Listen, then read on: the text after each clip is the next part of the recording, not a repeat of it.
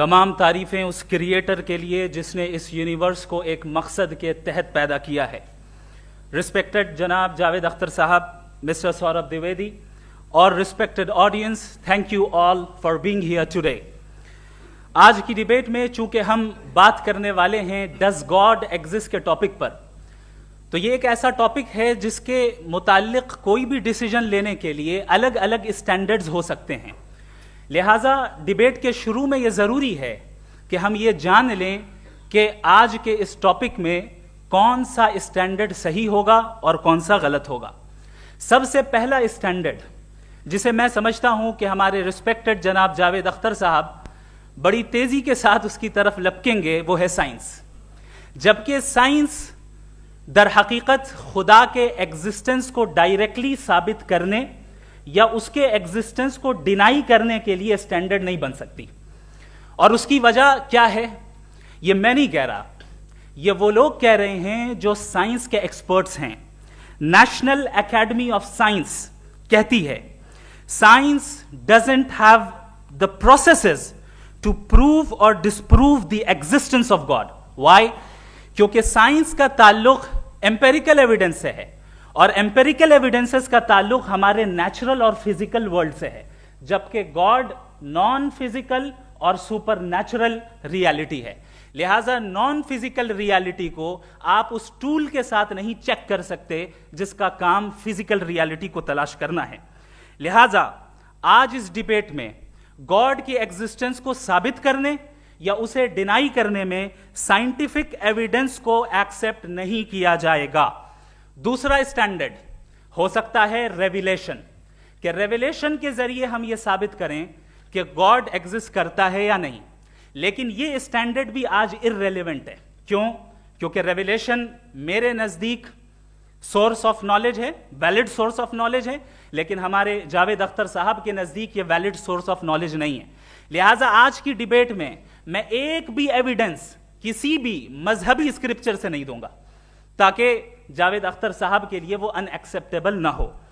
तीसरा जो मेयार हो सकता है वो है ऑब्जर्वेशन, कि भाई कोई कहे कि हमें खुदा दिखाओ, अगर है तो दिखाओ, या ये कि खुदा के एग्जिस्टेंस पर एम्पेरिकल एविडेंस दो, तो ये है दर हकीकत गलत टूल का इस्तेमाल करना। ये ऐसा ही है कि जावेद साहब मुझसे ये मुतालबा करें कि मुफ्ती साहब आप मेटल डिटेक्टर के जरिए प्लास्टिक डिटेक्ट करके दिखाएं। अब चूंकि प्लास्टिक डिटेक्ट नहीं हो पा रही है लिहाजा plastic does not exist. No, you are using the wrong tool. इस टूल से प्लास्टिक को डिटेक्ट नहीं किया जाता। लिहाजा मैं समझता हूं कि गॉड के एग्जिस्टेंस पर एम्पेरिकल एविडेंस का मुतालबा करना एक बचकाना मुतालबा है और हमारे रिस्पेक्टेड जनाब जावेद अख्तर साहब इस स्टेज से अब बहुत आगे निकल चुके हैं। अब बचता है एक ही स्टैंडर्ड, और वो स्टैंडर्ड है अक्ल, लॉजिक, रीजनिंग। और यही वो स्टैंडर्ड है जिसके तहत गॉड की एग्जिस्टेंस को साबित किया जाएगा या गॉड की एग्जिस्टेंस को डिनाई किया जाएगा। लेकिन चूंकि ये बहुत इंपॉर्टेंट और सेंसिटिव टॉपिक है, इसलिए लॉजिकल आर्ग्यूमेंट भी ऐसा होना चाहिए जो डेफिनेटिव हो, इनडेफिनेटिव ना हो, जो 2 और 2 4 की तरह बिल्कुल वाजे हो, जिसे लॉजिकली रिजेक्ट करना पॉसिबल नहीं हो। फॉर एग्जाम्पल हम कहें हमारे रिस्पेक्टेड मिस्टर सौरभ साहब, ये एक इंसान है और तमाम इंसान कॉन्शियस बीइंग है। लिहाजा नतीजा क्या निकला, हमारे सौरभ साहब भी कॉन्शियस बीइंग है। क्या ये इनडेफिनेट आर्ग्यूमेंट है या डेफिनेट आर्ग्यूमेंट है? ये डेफिनेट आर्ग्यूमेंट है। ये 2 और 2 की तरह वाजे है, इसमें किसी तरह जो है लॉजिकली इसको रिजेक्ट नहीं किया जा सकता। तो अगर आज हमारे जावेद अख्तर साहब ऐसी कोई अकली दलील और लॉजिकल एविडेंस दें खुदा के ना होने पर जो डेफिनेट भी हो, तो मैं ये ऐलान करता हूं कि यकीनन मैं उस एविडेंस को कबूल करूंगा और उस पर गौर करूंगा। लेकिन साथ में यह भी ऐलान कर देता हूं प्रेडिक्शन के तौर पर कि ऐसा कोई डेफिनेट आर्ग्यूमेंट कोई नहीं पेश कर सकता। दलील हम देंगे और डेफिनेटिव दलील देंगे, लॉजिकल दलील देंगे, ऐसी दलील देंगे जो एंटायर एथिस्टिक वर्ल्ड उसे रेफ्यूट नहीं कर सकती। चलें अब हम एक एग्जाम्पल सोचते हैं, एक सिनेरियो, सिंपल सिनेरियो, तमाम ऑडियंस से गुजारिश है, हम और आप एक आइसोलेटेड आइलैंड पर हैं, ऐसा आइलैंड जहां पे हमसे पहले कोई कभी नहीं गया। चलते चलते आपके सामने अचानक आपने देखा एक पिंक कलर की बॉल पड़ी हुई है, सबसे पहला सवाल आपके जहन में क्या आएगा कि ये बॉल यहां क्यों आई, कैसे आई, ये पिंक कलर की ही क्यों है, कोई और कलर भी हो सकता था, ये इसी शेप में क्यों है, कोई और शेप भी हो सकता था। नेचुरली आप इस तरफ पहुंचेंगे कि कोई ना कोई है जिसने इन स्पेसिफिक प्रॉपर्टीज के साथ इस बॉल को बनाया है और यहां पे रखा है। चूंकि आप जानते हैं कि ये जो बॉल है इसका एग्जिस्ट करना जरूरी नहीं है, ये एग्जिस्ट कर भी सकती थी, नहीं भी कर सकती थी, और एग्जिस्ट करना ही था तो किसी और फॉर्म में करती, किसी और कलर में करती। अब आप इस बॉल को एक्सपैंड करते चले जाएं, एक्सपैंड करते चले जाएं, एक्सपैंड करते चले जाएं, यहां तक कि ये बॉल यूनिवर्स के साइज की हो जाए। बताइए कि क्या साइज के बढ़ जाने से सवाल बदल जाएगा? हरगिज नहीं बदलेगा। अभी भी सवाल रहेगा ये यूनिवर्स कहां से आया, इन स्पेसिफिक प्रॉपर्टीज के साथ कहां से आया, क्यों आया, किसने बनाया, यह सवाल उस वक्त भी वैलिड रहेगा। लेकिन यह सवाल अगर हम जनाब जावेद अख्तर साहब से करें तो चूंकि इनका वर्ल्ड व्यू एथिस्टिक है, और सिर्फ इनका नहीं, मतलब जितने भी एथिस्ट हैं और एथिस्टिक वर्ल्ड व्यू को रखने वाले से अगर आप ये सवाल करें कि ये यूनिवर्स कहां से आया, तो इनका जवाब या तो आर्ग्यूमेंट फ्रॉम इग्नोरेंस होगा या डॉगमेटिक होगा।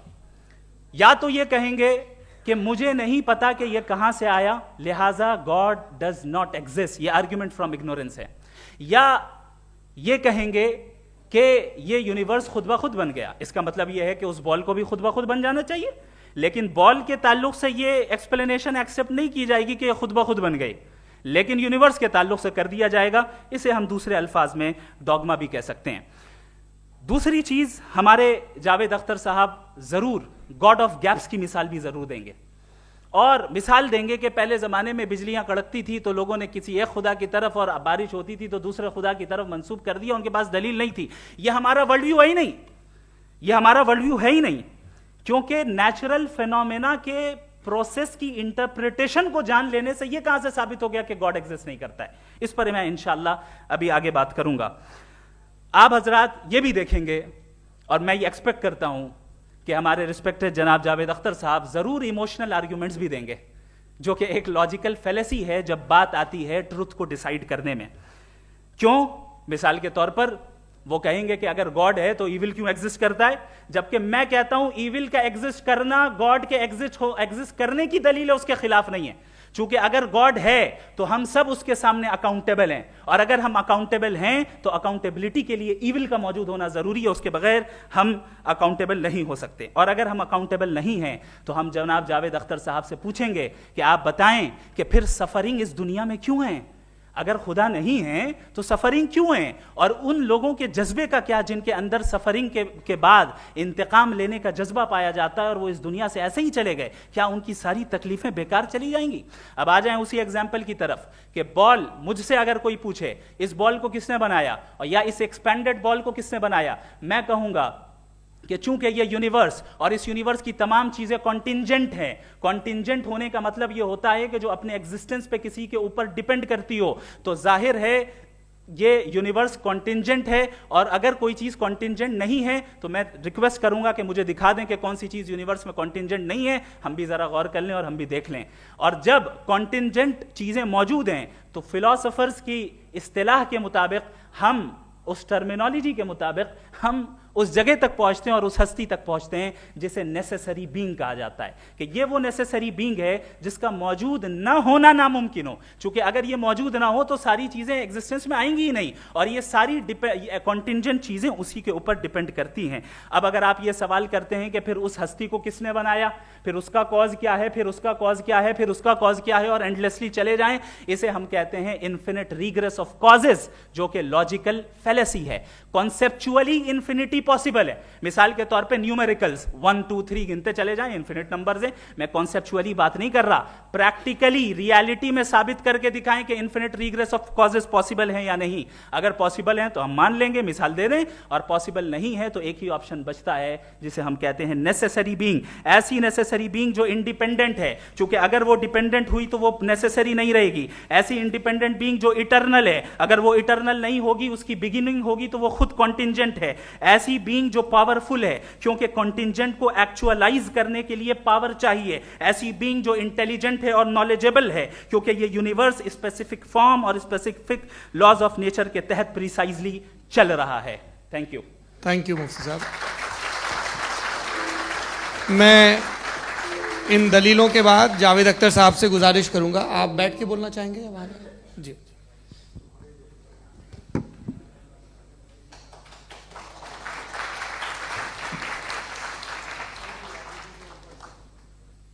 पहले तो मैं मुफ्ती साहब को एक अच्छी खबर देना चाहूँगा कि मेरी नॉलेज साइंस के बारे में बड़ी मामूली है, तो आप फिक्र ना करें उसकी, लेकिन कुछ कॉमन सेंस है मुझ में।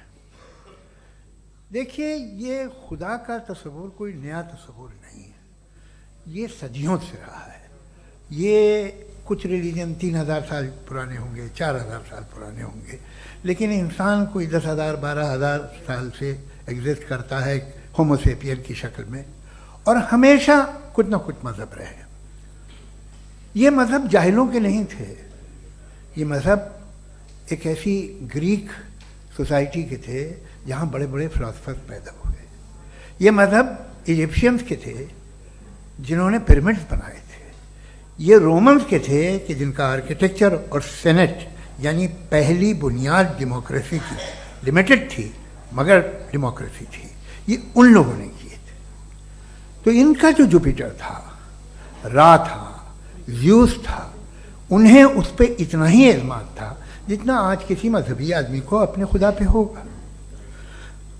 क्रिश्चियनिटी आने से पहले यूरोप में एक मज़हब था, जर्मेनिक रिलीजन। उसका एक खुदा था, उसकी एक बीवी थी, उसके 2 बेटे थे, एक बेटी थी। फिर जर्मनी में जब यूरोप में क्रिश्चियनिटी आई तो वो खुदा, उसकी बीवी और पूरे ख़ानदान चला गया। तो हमने, अगर हम हिस्ट्री देखें तो खुदा जो हैं वो ज़्यादातर फ़नी हैं, वो हमेशा रहे नहीं। और वो जो लोग इन्हें मानते थे उनको आप कहें वो तो जाहिल थे, उन्हें तो कुछ पता ही नहीं था, ऐसा नहीं है। वो अपने वक्त में बड़े काबिल लोग थे और अपने वक्त में उन्होंने बड़े बड़े काम किए हैं, फिलोसफर्स थे, साइंटिस्ट थे, लेकिन उनका मज़हब कहाँ गया, उनके खुदा कहाँ गए? आज जो खुदा हैं दुनिया में लोग उन्हें मानते हैं। आपको क्या मालूम कि कितने बरसों के बाद क्या होने वाला है? हम यूरोप में देखते हैं तो चर्च खाली हैं। तो वक्त के साथ चीज़ें बदलती हैं। जहाँ तक इसका ताल्लुक़ है मज़हबों का, हर मज़हब आपसे एक चीज़ मांगता है, फेथ। ये फेथ क्या चीज़ होती है? What is the difference between faith and belief? ये तो बहुत ही अहमखाना बात होगी कि कोई आदमी कहे साहब अगर खुदा है तो मुझे दिखाइए। ये तो जाहिलाना बात हुई। मैंने तो नॉर्थ पोल नहीं देखा है, मगर मैं मानता हूँ कि नॉर्थ पोल है। मैं क्यों मानता हूँ? इसलिए कि अगर ये दुनिया राउंड है तो उसका कोई टॉप होगा। कुछ लोग हैं जो वहाँ गए भी हैं, कॉमन सेंस कहता है कि ऐसा होगा, सबूत है, गवाह है, रीज़न है। तो ये मेरा फेथ नहीं है। तो फेथ में और बिलीफ में डिफरेंस क्या है? जो मजहब मांगता है आपसे, हर मजहब फेथ मांगता है। फेथ का मतलब ये है कि ना कोई गवाह हो, ना कोई सबूत हो, ना कोई रैशनल हो, ना कोई लॉजिक हो, ना कोई प्रूफ हो, मगर तुम एक बात को मानो। ये है फेथ। वरना बिलीफ होता। अगर इसमें कुछ भी सबूत होते, गवाह होते, तो फिर इसे आप बिलीफ कहते। जैसे मेरा बिलीफ है कि नॉर्थ पोल है, मेरा फेथ थोड़ी है। फेथ इन तमाम शर्तों को रद्द करता है। तो फिर स्टुपिडिटी क्या है? अगर मैं एक बात ऐसी मानूं जिसकी ना कोई लॉजिक है, ना कोई रैशनल है, ना कोई प्रूफ है, ना कोई गवाह है, ना कोई सबूत है, और मैं उसे मानूं, तो ये स्टुपिडिटी हुई। इसे ही भाई कल को मैं यकीन कर लूं कि एलॉन मस्क जो है मेरा भाई है, तो मुझे इंतहाई खुशी होगी, सुकून भी बहुत मिलेगा मुझे। लेकिन और कहे भाई क्यों मानते हो, क्या सबूत है? भाई वो तो अमेरिकन है और तुम तो इंडियन हो, वो तो नस्ल अलग है, तुम्हें कभी मिले भी नहीं। साहब देखिए मेरा फेथ है, इस पर बात न किया। फेथ का मतलब ही यह है कि आप प्रूव नहीं कर सकते। अगर आप प्रूव कर सकते हो तो फेथ की जरूरत ही नहीं, फिर तो आप बात करेंगे, आप कितनी बहस कर लीजिए। अल्टीमेटली दुनिया का हर मजहब फेथ पे टिका है, और फेथ का मतलब है एक ऐसा यकीन जिसका कोई सबूत, कोई गवाह, कोई रैशनल नहीं। अब आप ये कहें, क्या आप ये क्यों कह रहे हैं कि साहब ये कायनात किसने बनाई? कमाल ये है कि आपने बताया कि एक आइलैंड पे गए और एक बॉल देखी। आपने ये नहीं कहा कि आइलैंड किसने बनाया, आपको सिर्फ बॉल पे हैरत हुई। हमने आइलैंड पे हमने हैरत नहीं की, होते हैं आइलैंड। इसी तरह ये आइलैंड है, सितारे, ये गैलेक्सीज, ये सब आइलैंड हैं, खला में। हम उन्हें टेकन फॉर ग्रांटेड लेते हैं, हम पूछते नहीं किसने बनाए। आपने जजीरे के बारे में भी नहीं पूछा है। मेरी पैदाइश कैसे हुई? क्या मैं प्लान्ड पैदा हुआ था? I was plan to be born, या एक लकी स्पर्म था जो किसी एक से चिपक गया? मेरी पैदाइश रैंडम। और इंसाफ जिसे आप कहते हैं, इंसाफ का तो नेचर से कोई वास्ता ही नहीं। जो आप कहते हैं कि एक दिन इंसाफ मिलेगा, इंसाफ is a human concept, nature में कोई इंसाफ नहीं। अगर शेर हिरन को खा जाता है तो उसे कोई सजा नहीं मिलती। अगर एक आंधी आती है और हरे भरे पेड़ों को उखाड़ के फेंक देती है तो आंधियों की जेल नहीं होती है। नेचर में इंसाफ नहीं, इसलिए मुझे नेचर को इंसाफ की जरूरत भी नहीं। नेचर तमाम एक है। अब हम कहें कि साहब ये देखिए जो मैंने खाना खाया था, ये मेरी आंख तो नहीं यूं कर दिया उसे, तो इसे सजा मिलनी नहीं, वो सिस्टम है, ऐसे ही चल रहा है। नेचर बगैर इंसाफ के है। इंसाफ इज अ ह्यूमन कॉन्सेप्ट। तो जो आपसे कहता है कि मैं तुम्हें इंसाफ दूंगा, वो इंसानी जहन की पैदावार है। ये नेचुरल है ही नहीं, ये आसमानी है ही नहीं। नेचर का तसव्वुर, इंसाफ का तसव्वुर। भाई आप साथ मिलते हैं, अब आप लेफ्ट हैंड ड्राइव कर लें, ये क्या है? तमाम सच, तमाम नेकी, तमाम शराफत लेफ्ट हैंड ड्राइव है। वरना क्या होगा, या तो आप क्रॉस कर देंगे, आपका एक्सीडेंट हो जाएगा, या आप किसी को मार देंगे, या ट्रैफिक जैम हो जाएगा। झूठ, बेईमानी, रिश्वतखोरी, ये तमाम जो है driving on the wrong side है। इसके ऊपर कुछ नहीं। ये तो हमने बनाया, जैसे हमने लेफ्ट हैंड ड्राइव बनाई है। ये कॉन्सेप्ट ऑफ इंसाफ जो है ये हमारा है, इसका नेचर से कोई वास्ता नहीं। शेर खा जाता है हिरन को, उसे जेल होती है क्या? कुछ भी नहीं, है ही नहीं। तो ये जो दुनिया के रिलीजन प्रॉमिस करते हैं आपसे इंसाफ, इसी से मालूम होता है कि ये मैन मेड है। ये तसव्वुर कहीं और का है ही नहीं। जो नेचर है, कुछ लोग कहते हैं नेचर ही खुदा है, तो नेचर में तो इंसाफ नहीं कहीं। और आप वादा कर रहे हैं कि तुम्हें मरने के बाद इंसाफ मिलेगा। मुझे अगर मिलेगा तो मैं बहुत खुश होऊंगा, लेकिन मैं यकीन नहीं कर पाता हूं, इसलिए कि मैं फेथ नहीं पैदा कर सकता। The very fact that religions demand faith, इसका मतलब है कि उनके पास जस्टिफिकेशन नहीं है। अच्छा साहब, फिर रिलीजन अगर मॉडरेशन में है, कोई सा भी नहीं, वो आप में कुछ खूबियां भी पैदा करता होगा। देखिए उससे ये फ़ायदा है, वो फ़ायदा है। अल्कोहल जो है वो ज़्यादातर दवाओं में यूज़ होती है, और एक सर्वे किया गया था अमेरिका में कि लॉन्जिटिविटी किन लोगों की है। तो एक तरफ वो लोग थे जो शराब पीते ही नहीं थे, और एक तरफ वो थे जो एक बोतल शराब रोज पीते थे। सबसे ज़्यादा लंबी उम्र उनकी है जो 2 पैक नाप के शराब पीते हैं और खाना खाते हैं। मगर हम शराब को बुरा समझते हैं, मैं भी बुरा समझता हूँ। क्यों? ऐसा होता नहीं। कुछ चीज़ों में आदत होती है जो बढ़ती है। आज तक में एक आदमी दूध पीता है, आप 10 साल बाद भी मिलेंगे तो एक ही गिलास पीता होगा। ऐसा नहीं होता, सुबह से दूध पीता रहता है। मिल्कोहलिक मैंने नहीं देखे, अल्कोहलिक होते हैं। ये टेंडेंसी है मजहब की कि वो बढ़ता है, जैसे कैंसर बढ़ता है, जैसे शराब बढ़ती है।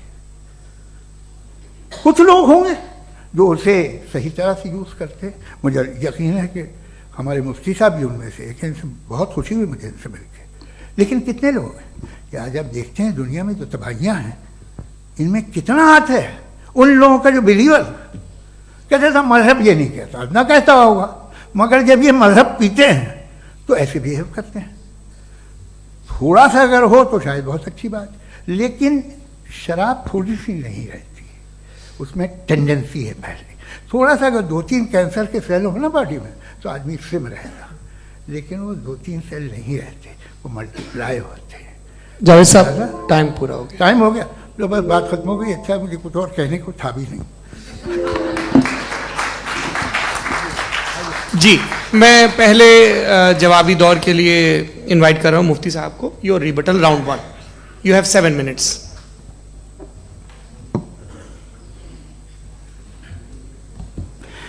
Thank you very much Javed साहब, आपकी बात को सुनकर बड़े महजूज हुए हम लोग। महजूज, do you understand? We enjoyed. Okay, अब थोड़ा सा लॉजिकली उसको हम लोग देखते हैं। दरअसल हम लोगों ने कल गुजारिश की थी मुफ्ती साहब से भी, जावेद साहब से भी, कि हिंदुस्तानी ज़बान आम फहम सबको समझ में आ जाए और जहां कहीं आप मुश्किल शब्द इस्तेमाल करें वहां बताते भी चलें। Thank you. तो सबसे पहले हमारे रिस्पेक्टेड जावेद साहब ने हवाला दिया कि खुदा फानी है। कितने मजहब आगे चले गए, किसी ने जुपिटर को खुदा माना, किसी ने किसी को माना। मैं कहता हूं जिसने कॉन्टिंजेंट चीज को खुदा माना, गलत माना, वो खुदा ही नहीं, वो खुदा ही नहीं है। हम तो नेसेसरी बीइंग को साबित करने बैठे हैं, वो नेसेसरी कॉज जो इटरनल है, जो अबदी भी है और अजली भी है। हम किसी और को साबित करने नहीं बैठे। दूसरी चीज उन्होंने कहा कि फेथ एंड बिलीफ, ये एक ऐसी डेफिनेशन है फेथ की जो इन्होंने पहली मर्तबा पेश की है, या माफ कीजिएगा इन्होंने पहली मर्तबा पेश नहीं की है, रिचर्ड डॉकिंस ने पहली मर्तबा पेश की है। मुझे मालूम है ये सोर्स कहां से है। एपिस्टेमोलॉजिकली फेथ और बिलीफ का फर्क आप इस तरह नहीं कर सकते सर।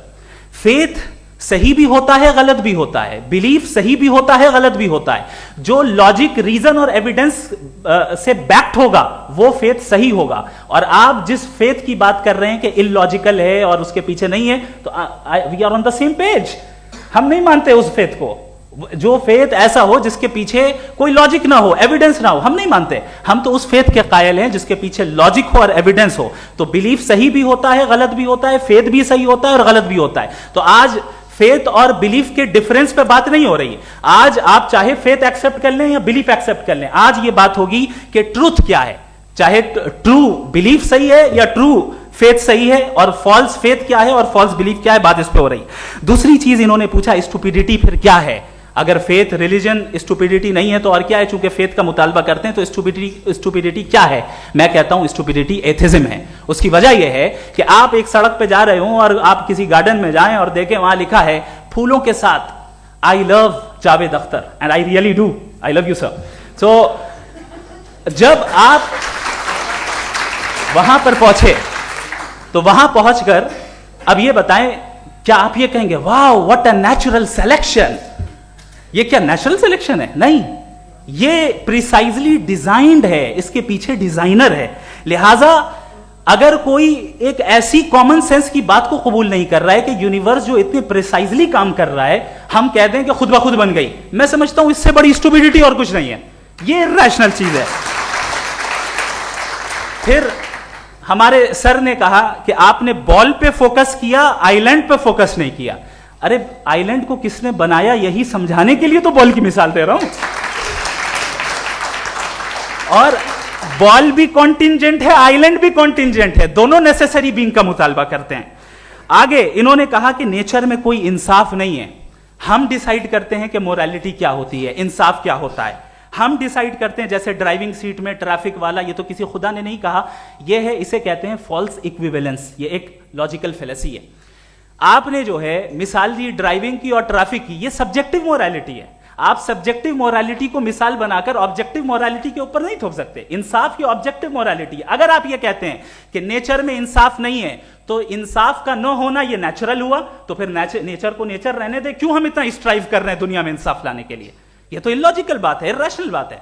इसलिए बहुत सी चीजें ऐसी हैं जो ऑब्जेक्टिवली जो है इविल या गुड हैं, और बहुत सी चीजें ऐसी हैं जो सब्जेक्टिवली हैं। सब्जेक्टिवली जो मोरल होता है या इमोरल होता है, उसको हम सोशल कंसेंसस से या पर्सनल प्रेफरेंस से डिसाइड करते हैं। लेकिन जो ऑब्जेक्टिव मोरालिटी है, जिसमें इंसाफ आया, जो इन्होंने बार बार रिपीट किया, ये ऑब्जेक्टिव है, सब्जेक्टिव नहीं है। अगर आप कहते हैं ये सब्जेक्टिव है, तो मेरा सवाल आपसे ये है, क्या सोशल कंसेंसस के जरिए अगर जुल्म को सही करार दे दिया जाएगा तो आप जुल्म को जस्टिफाई करेंगे? दूसरी चीज, इन्होंने ये कहा कि 2 पैक शराब पी लें तो वो उतने पे नहीं रहता, बढ़ जाता है। यही मामला मजहब के साथ है, 2 पैक आप पी लें बढ़ेगा। तो ये एक ऐसी मिसाल है, इसको कहीं भी फिट कर लें कि आप एथिज्म पे जब फिट करें, जब आप 2 पैक एथिज्म का लेंगे ना, तो वो बढ़ बढ़ के नॉर्थ कोरिया बनेगा। Thank you.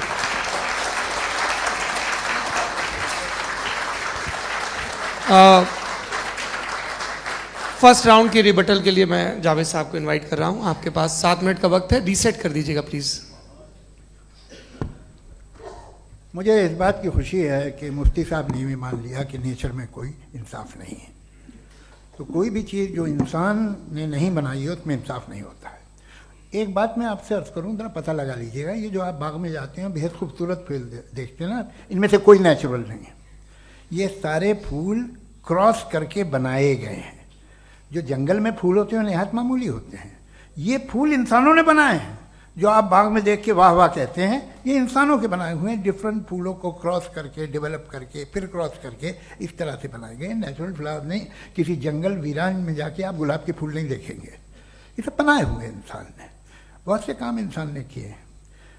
बाकी है कि आपने मेरी एक बात का जवाब नहीं दिया, जिससे मुझे शिकायत है कि फेथ क्या है और आप फेथ मांगते क्यों हैं मुझसे? आप तो लॉजिकल हैं, आपके पास तो सारे रैशनल्स हैं, आपके पास सारे सबूत हैं, तो आपको फेथ की डिमांड क्यों करते हैं कि भाई तुम सरेंडर कर दो और सवाल मत करो? कोई मजहब सारे सवाल करने की इजाजत नहीं देता है और मना करता है कि दादा सवाल ना करो, बह जाओगे तुम। आप क्यों रोकते हैं? हकीकत यह है कि इंसानी तारीख क्या है। इंसानी तारीख ये है कि दुनिया में 2 तरह के लोग हुए हैं। एक वो जिन्होंने अपनी लाइल्मी की परस्तिश की है, दूसरे वो जिन्होंने अपनी इग्नोरेंस या लाइल्मी से झगड़ा किया है और मालूम किया है कि क्या है। ये जो आप कह रहे हैं, आज आप हैरान हैं कि भाई ये यूनिवर्स कैसे बनी। लोग हैरान थे कि सूरज डूबता है तो इधर से कैसे निकलता है। और आप एक कदम जाके हमेशा का मानने को तैयार है, एक कदम पीछे ही मान जाइए। भाई आप इसके बाद जाते हो, कहते सवाल ना करना कि ये कहाँ से आया, ये पावर तो हमेशा से हमेशा रहेगी। तो आप यूनिवर्स के बारे में मानने में क्या तकलीफ है? एक कदम पहले रुक जाइए। ये हमेशा से थी या नहीं थी, हमें मालूम नहीं है। और ये कहना कि हमें मालूम नहीं है, कमाल ये है कि दुनिया के सारे मजहब सब जानते हैं ये दुनिया कैसे बनी थी, कैसे मिटेगी, मरने के बाद क्या होगा, इनको सब इल्म है। इनको किसी को डायनासोर होते थे पहले ये नहीं पता था, किसी को नहीं पता। किसी भी दुनिया की मजहबी किताब में डायनासोर का जिक्र नहीं है। लेकिन बाकी सब बातें, how to make universe in 4 easy lessons and बाकी सब पता है। जिसको सब पता है वो गड़बड़ है। हम में ये इंकिसार, ये ह्यूमिलिटी होनी चाहिए कि हम ये कहें कि हमें ये बहुत सारी बातें नहीं मालूम, लेकिन हम उनकी परस्तिश न करना, अपनी लाइल्मी को की परस्तिश न करें, हम उसे पता लगाने की कोशिश करें। जिस दुनिया में आप बैठे हैं सर, ये हॉल जो है, ये इलेक्ट्रिसिटी जो है, ये माइक जो है, जिस हवाई जहाज से आप आए थे, वो जिस कार से आप यहाँ आए हैं, ये सब उन लोगों की बनाई हुई है जिन्होंने सवाल किए थे। ये दुनिया जिसमें आप आज आराम से हैं, ये उन लोगों की बनाई है कि जिन्होंने सवाल किए थे। और हर स्टेज पे इन सवालों को मकरूह कहा गया था, गलत कहा गया था। आप जरा तारीख पढ़िए, एक बड़ी दिलचस्प किताब है बर्ट्रैंड रसेल की, जिसमें उसने रिलीजन एंड साइंस कि कब से रिलीजन जो है साइंस के अगेंस्ट है। और हद तो यह है कि भाप के इंजन के खिलाफ थे, स्टीम इंजन के भी खिलाफ थे, और फतवे हुए उन पर, वेटिकन ने दिए। तो ये हमेशा, अभी जैसे ही ये राइट फिंगर आते हैं अमेरिका में पावर में, तो वो जो अपना ये क्या बोलते हैं उसे, सीड क्या बोलते हैं, सीड क्या जो, हाँ नहीं सीड जो होते हैं जिस पे जी नहीं भाई, वो जो ह्यूमन बॉडी के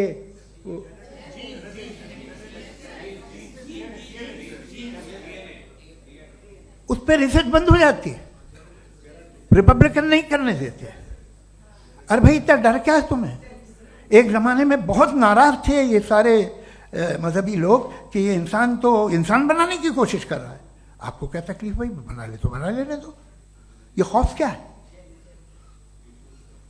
और ये सब आज जो आप कह रहे हैं नामुमकिन है, ये कैसे हुआ? मुझे एक किस्सा याद आता है। जब मैं छठी क्लास में था तो मैं मैथमेटिक्स में बहुत वीक था, तो एक टीचर रख दिया गया, उसने 1 2 3 4 5 6 7 को सिखा दिया मुझे।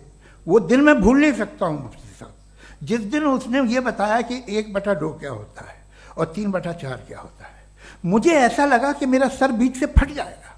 ये आदमी कह रहा है कि जो दीवार के अंदर जाओ वॉक करते हुए। आज हंसता हूँ मैं इस बात पे।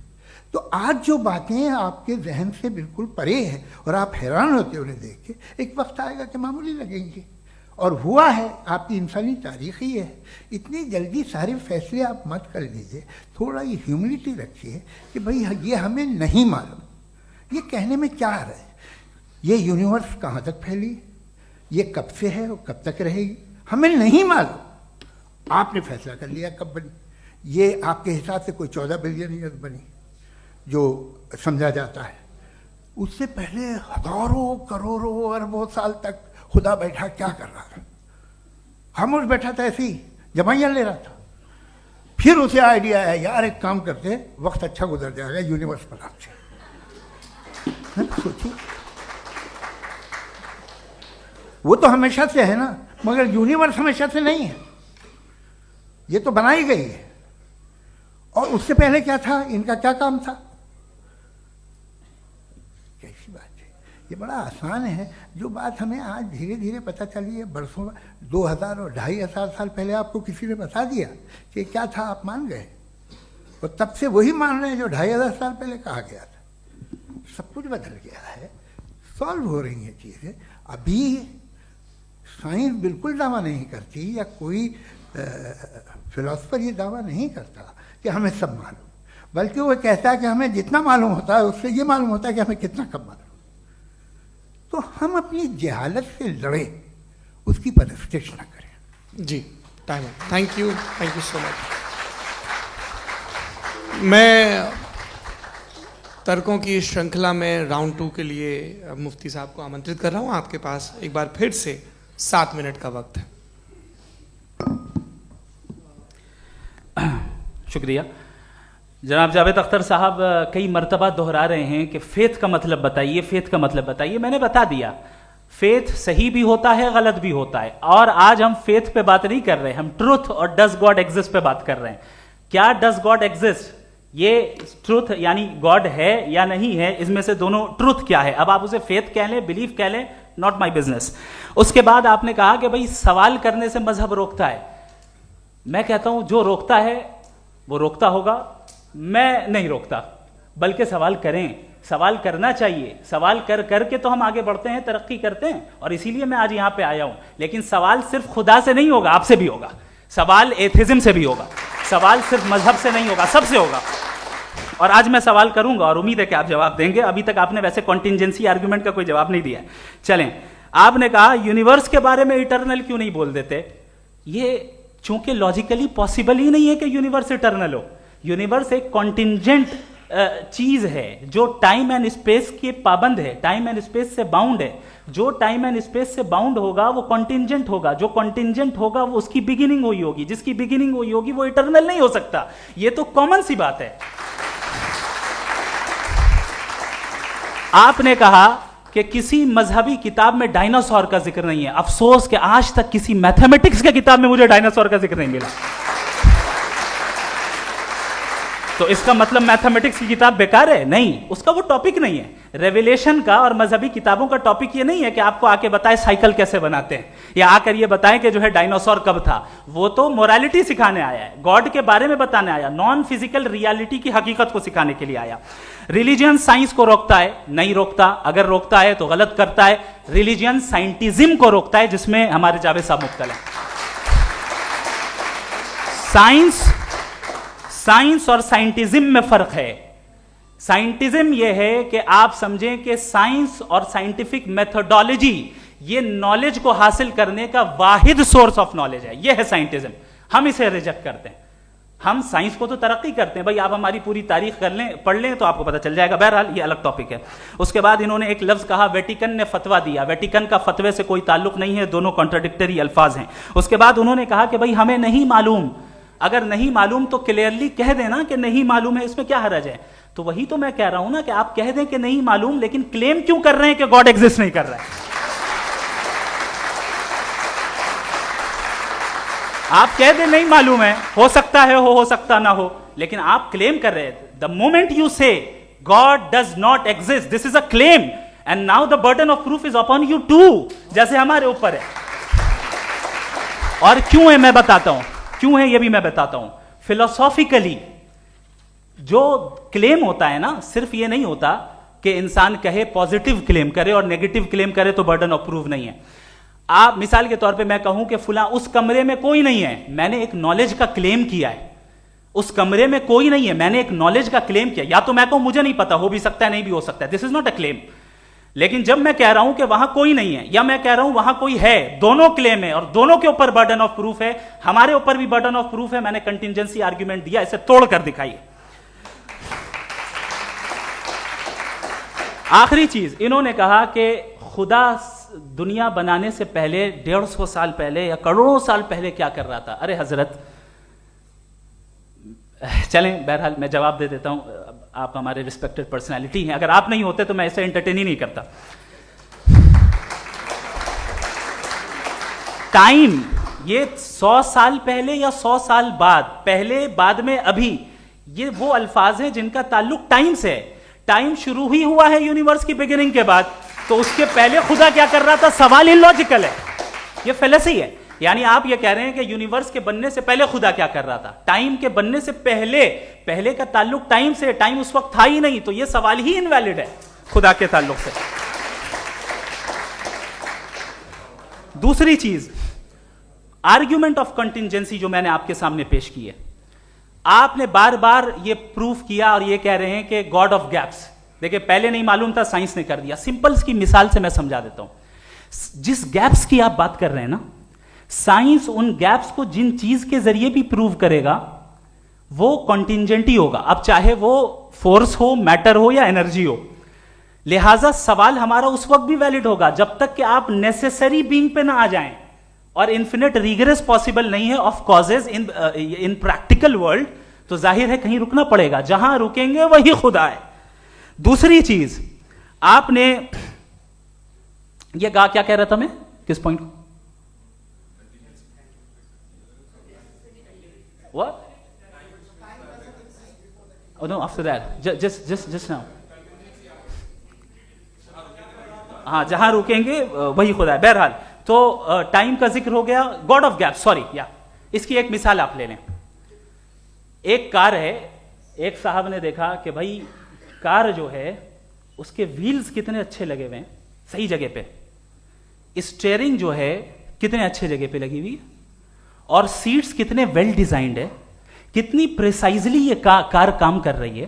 तो जरूर कोई ना कोई इसे क्रिएट किया है, किसी ने क्रिएट किया है। अब जावेद साहब आए और कहे, अरे जनाब बोनेट खोलिए, इसमें इंजन है, इंजन इस कार को चला रहा है, hence prove no one has created the car. This is illogical, this is irrational. आपने इंजन के जरिए उस गैप को तो साबित किया, लेकिन क्या उससे कार की जो क्रिएशन है और उसका जो क्रिएटर है ये इम्पॉसिबल हो जाए? ऐसा पॉसिबल है? उसका सवाल खत्म हो जाए? ऐसा पॉसिबल है? नहीं। आपने गैप्स को फिल करके, कॉन्टिंजेंट चीजों से गैप्स को फिल करके हमारे ऑब्जर्वेशन को और ब्रॉड कर दिया। अब हमें और पता चल गया कि ये जो कार है इसका सिस्टम कितना ज्यादा कॉम्प्लेक्स है। पहले कम समझते थे, अब कॉम्प्लेक्सिटी और ज्यादा वाजे हो गई। अब हमें समझ में आ रहा है कि हमारी सर्टेनिटी और बढ़ गई कि जरूर इस कार को किसी ना किसी ने बनाया। यही मामला यूनिवर्स का है। साइंस हमेशा फिजिकल वर्ल्ड की चीजों को ही फिल करती जाएगी और फिजिकल चीजों से ही करती जाएगी, चूंकि एम्पेरिकल एविडेंस का ताल्लुक फिजिकल वर्ल्ड से है। आप साइंस के जरिए मेटाफिजिकल रियलिटी को कभी साबित नहीं कर सकते। ये रॉन्ग टूल का इस्तेमाल करना है। ये वही काम है कि आप मेटल डिटेक्टर से प्लास्टिक डिटेक्टर करने चलें, जो कि जाहिर है सही नहीं है। Thank you.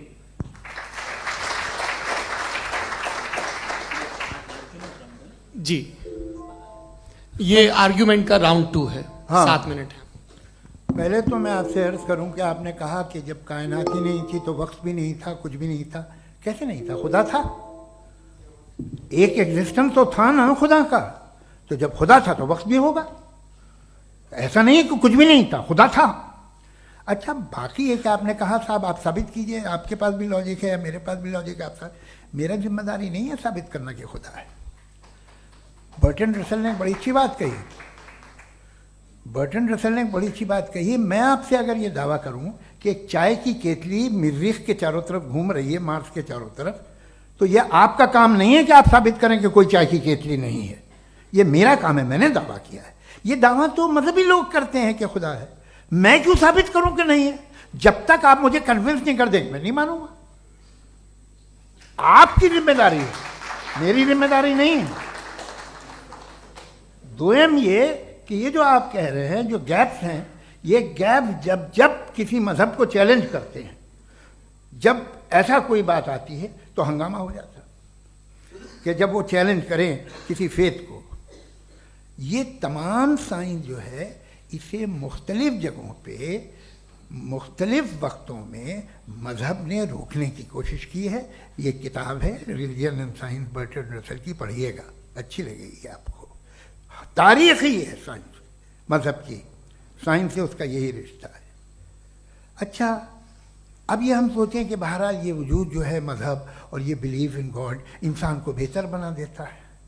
तो एक काम कीजिए, हिंदुस्तान वर्ल्ड का नक्शा लीजिए और मार्क कीजिए कि रिलीजन कहाँ कहाँ ज़्यादा है, कहाँ कहाँ, चाहे वो लैटिन अमेरिका हो या मिडल ईस्ट हो या फार ईस्ट हो या हिंदुस्तान के वो इलाके जहाँ मजहबियत ज़्यादा है। रख दीजिए नक्शा अलग। अब दूसरा नक्शा कि कहाँ कहाँ नाइंसाफ़ी, रिप्रेशन, औरतों के हुकूक की पामाली, जुल्म, डिक्टेटरशिप कहाँ है। नक्शा एक ही होगा। तो आप मुझे बताएं कि जो इसका तरकीब इस्तेमाल क्या है। खुदा का तरकीब इस्तेमाल तो बताइए। आप छोटी सी दवा सड़क पे बेचते हैं, उसकी भी तरकीब इस्तेमाल बताते हैं। इसके इस्तेमाल से तो फायदा नहीं हुआ किसी को।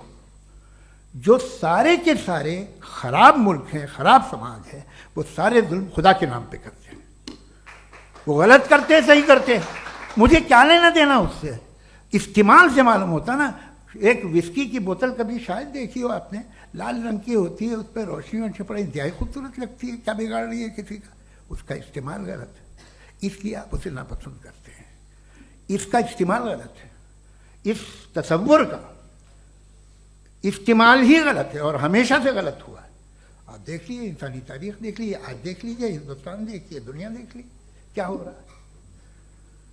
इसे कैसे इस्तेमाल कर रहे हैं। फेथ वाले लोग क्या फेयर हैं, जस्ट हैं, जो अपने खुदाओं पे यकीन रखते हैं, वो किस तरह के लोग हैं। वो लोगों को इंसाफ देते हैं, वो बेहतर इंसान बने। तो इस दवा का फ़ायदा क्या है। चलो बहुत फ़ायदा हो रहा तो मैं इस्तेमाल कर लूँगा, मैं मुझे तो इस दवा का कोई फ़ायदा दिखता ही नहीं। मुझे तो ऐसा लगता, मैं एक और बात बताऊं, अगर कोई आदमी मजहबी है और अच्छा आदमी है तो मैं उसकी बहुत इज्जत करता हूँ, इसलिए कि मेरा ख्याल है मजहबी आदमी का अच्छा होना मुझसे अच्छा होने से ज़्यादा मुश्किल है। भाई हर चीज़ की एक लिमिट है। आप इतना भाग सकते हैं, इतना नहीं भाग सकते, इतना वजन उठा सकते, इतना नहीं उठा सकते, इतना दूर देख सकते हैं, इतना दूर नहीं देख सकते। उसी तरह कॉमन सेंस कहता है कि आप में नेकी का भी एक कोटा होगा। अब आप अगर सुबह जाते हैं अपनी इबादत गाह और इबादत करते हैं तो बाहर निकलते हैं तो आप तो यही महसूस करते हैं कि आपने एक बहुत अच्छा काम किया, आपकी नेकी का एक बहुत बड़ा कोटा खर्च हो गया जिससे किसी का कोई फ़ायदा नहीं हो। मैं तो नहीं जाता हूँ, तो मुझे तो किसी को खाना खिलाना पड़ेगा, किसी बेवा की मदद करनी पड़ेगी। मैं अपना कोटा कैसे कंज्यूम करूँ?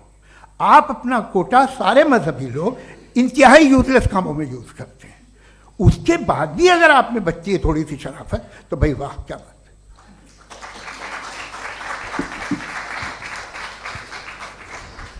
एक तो मुझे ये बात बहुत अच्छी लग रही है कि दोनों ही विद्वान समय को मानते हैं और बहुत समय से अपनी दलीलें और बाज दफा समय से पहले अपनी तकरीरें पूरी करके अपनी अपनी कुर्सी पर बैठ रहे हैं। ये इस आर्ग्यूमेंट का राउंड 2 पूरा हुआ। अब रिबटल का राउंड 2 है और उसके बाद क्रॉस एग्जामिनेशन होगा। नहीं, आपका आर्ग्यूमेंट हो गया सर। हमारे यहाँ स्कूल के सिलेबस में पंच परमेश्वर कहानी पढ़ाई जाती है, प्रेमचंद जी की लिखी हुई। आप निश्चिंत रहिए, आपके कोई राउंड में मिस नहीं होने दूंगा। रिबटल का राउंड 2, मुफ्ती शमाइल नदवी साहब।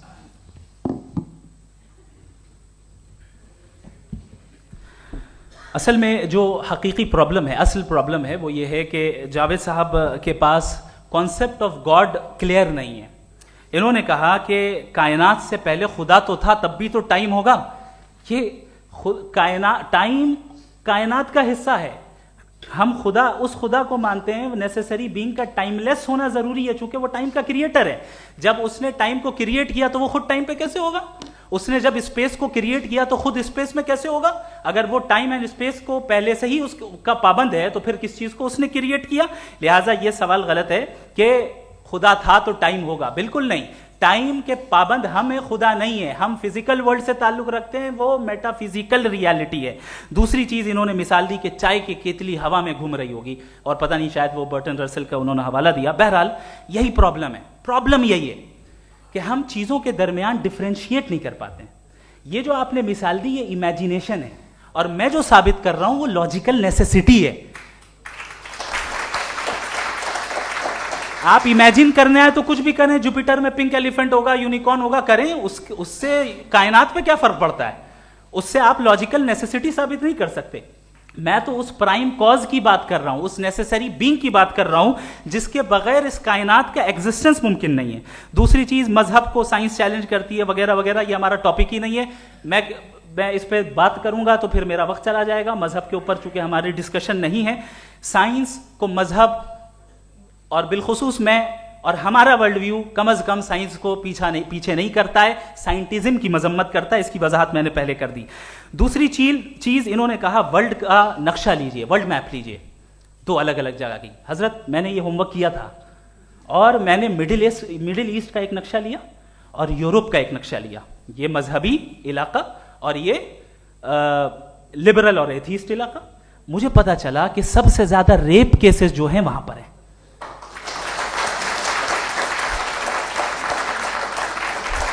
मुझे ये पता चला यूएन की रिपोर्ट के मुताबिक, मैं ये अपने घर से नहीं लेके आ रहा, कि जो वर्किंग वुमेन है यूरोपियन कंट्रीज में, उसमें 81% वुमेन सेक्सुअल हैरेसमेंट का वर्क में शुमार हो रही है। ये मिडिल ईस्ट में नहीं हो रहा है, वो मजहबी लोग हैं इसलिए नहीं हो रहा है। दूसरी चीज, आपने ये कहा कि मजहबी आदमी का अच्छा होना हमारे अच्छे होने से बहुत मुश्किल है, बहुत मुश्किल है। तो इसका मतलब यह है कि गॉड के अलावा आपके पास अच्छे और बुरे का कोई स्टैंडर्ड है।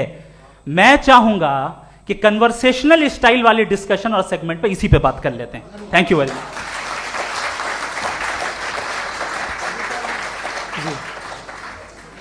ये रिबटल का राउंड 2 है। आपके पास 5 मिनट का वक्त है और इसके बाद क्रॉस एग्जामिनेशन शुरू करेंगे। आप चाहें तो जो इन्होंने सवाल पूछे उनके जवाब आप रिबटल में भी दे सकते हैं। जी जी, देखिए, पहले तो ये बात कि ये मिसाल गलत नहीं है, गलत है। इन्होंने पहले ही हमको डिसार्म कर दिया। कह लिया अकल से मामला सॉल्व नहीं हो सकता, लॉजिक से आप पहुंच नहीं सकते। ये एक मेटाफिजिकल चीज़ है। मेटाफिजिकल अजीब सा लफ्ज़ है, ठीक से किसी को माने नहीं मालूम इसके, तो ऐसा लगता है कुछ बड़ी चीज़ है। अरे भाई, क्या होता है मेटाफिजिकल, बताओ, खड़ी हो। ये एक लफ्ज़ है जो कहीं भी इस्तेमाल हो जाता है। जब आप एक बात कर रहे हैं और आप मुझसे बहस कर रहे हैं तो मुझे मेटाफिजिकल मत बताइए, आप लॉजिकली मुझे प्रूफ किए। और अगर लॉजिकली आप नहीं बात करते साहब ये मेटाफिजिकल है, तो फिर हम आप बात क्या कर रहे हैं? मेरा आपका किस ज़बान में कॉन्वर्सेशन होगा? और ये कहना कि वक्त पहले नहीं था, तो फिर क्यों कहते हैं ये हमेशा से और हमेशा रहेगा? हमेशा वक्त है, तो आप कैसे कहते हैं वो हमेशा से है और हमेशा रहेगा? हमेशा का मतलब है कोई वक्त, अगर वक्त ही नहीं है तो हमेशा कैसे? बाहर वो रहेगा। अब मैं ये देखता हूँ, आपने कहा ना कि वहाँ रेप ज़्यादा होते हैं, तो हम एक बात देखते हैं कि ये दुनिया जिस पे वो कादर मुतलक है, जिसकी मर्जी के बगैर पत्ता भी नहीं हिलता, ओमनीपोटेंट है, ये दुनिया चल कैसे रही है? और इस दुनिया का हाल क्या है? 45,000 बच्चे जो 10 साल की उम्र से कम थे वो गाजा में मरे। भूख से काला हांडी में बच्चे मरते हैं और डिप्थेरिया से मरते हैं। डिप्थेरिया अजीब मर्ज है, गले में जाली बनना शुरू होती है, बच्चा नीला हो जाता है, गरीब का बच्चा, इसलिए कि उपास इलाज में। ये कादर मुतलक है जो चाहे कर दे, इससे आप दुआएं मांगते हैं हमारी ये काम कर दे वो कर दे, तो इसका मतलब डे टू डे लाइफ में वो इंटरफेयर करता है और ये देख रहा है वो। अगर वो वाकई भी है फॉर डिस्कशन सेक, तो मैं जब दुनिया देखता हूं तो मेरे दिल में उसके लिए कोई इज्जत नहीं पैदा होती। ये क्या कर रहे हो तुम पूरे ऑल पावरफुल हो, ओमनीपोटेंट हो, ओमनी प्रेजेंट हो, तुम तो वहां गाजा में रहे होगे ना, तुम हर जगह हो। तुम देख रहे थे कि बच्चे की कैसे धज्जियां उड़ रही, तुम देख रहे थे और तुम चाहते हो मैं तुम्हारी परस्तिश करूंगा, तुम हो भी। अरे यार, इसके अच्छे तो हमारे चीफ प्राइम मिनिस्टर हैं, कुछ तो ख्याल करते हैं। कमाल है, आप किसकी इबादत कर रहे हैं? अगर वो है भी, ये दुनिया नाइंसाफी से, जुल्म से, जबर से, तशद्दुद से भरी हुई। और आप ये मत कहिएगा कि वो देख रहा है और वो बताएगा एक दिन। अगर वो देख रहा है और इंटरफेयर नहीं करता तो आप दुआ क्यों मांगते? आप कहते हैं मेरा ये काम करा दे, इसके मतलब है वो दखल दे सकता है, वो आपको नौकरी दिलवा सकता है, भले दूसरे आदमी को न मिले, मगर आपका काम कर देगा चूंकि आपने दुआ मांगी है। तो जब वो आपको नौकरी दिला सकता है, लड़की की शादी कर सकता है, बेटे को ग्रीन कार्ड दिलवा सकता है, तो कम से कम ये जो मर रहे हैं बच्चे, इनको रोक दे, कुछ तो करे। मुझे तो दुनिया में, इस दुनिया का कोई मालिक है, इसका ओमनीपोटेंट कोई रूलर है, और ये दुनिया ऐसी चल रही है। मैं तो चाहूंगा कि भाई ना हो, अगर हो तो बड़ी शर्मिंदगी की बात है। शुक्रिया।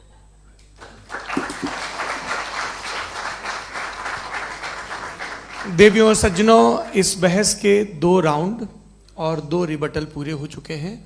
अब सबसे ज़रूरी और सबसे मुश्किल राउंड शुरू हो रहा है, क्रॉस एग्जामिनेशन का। अब इन विद्वानों की सज्जनता की एक परख भी होगी और वक्त हमने 16 मिनट का तय किया है। पहला सवाल आप पूछना चाहेंगे? जी बिल्कुल। पहले बोले भी आपके आप माइक ले लीजिएगा हाथ में, ये नीचे से ऑन जी। मैं बोलता हूँ, ये डायस हटा सकते हैं क्या हम थोड़ा क्विकली? डायस पीछे कर दीजिए बस थोड़ा सा, है, ताकि ये जो दाएं बाएं लोग बैठे हैं, इसे हटा दीजिए। अब हम वहाँ तो जाने वाले नहीं, आराम से आराम से दोनों तरफ से हटा दीजिए।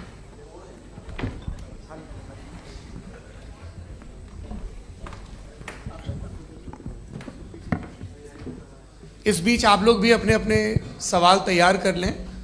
ये ध्यान रखेंगे कि मैं यहाँ से सवाल लूँगा, आप लोगों को अपना हाथ ऊपर करना है, अपना नाम बताना है और अधिकतम 3 वाक्यों में अपना सवाल पूरा करना है। कई लोग सवाल की जगह भाषण देने लगते हैं, उससे आज बचना है।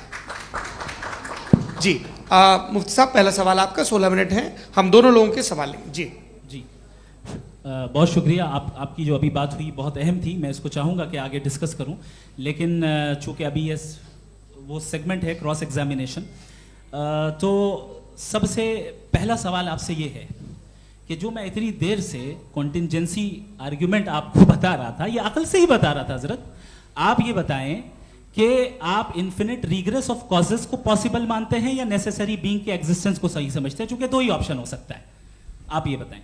देखिए, आपको मैं ईमानदारी से बात करूं, एक तो मैं कॉन्टिजेंसी वर्ड ठीक से समझता नहीं, और इस वक्त भी जो आपने अंग्रेज़ी के अल्फाज इस्तेमाल किए वो ज़रा थोड़े से मुझे डिफ़िकल्ट और कॉम्प्लिकेटेड लगे, तो आप ज़रा सिंपल ज़बान में सवाल कर सकते हैं? बिल्कुल कर सकता हूँ जी।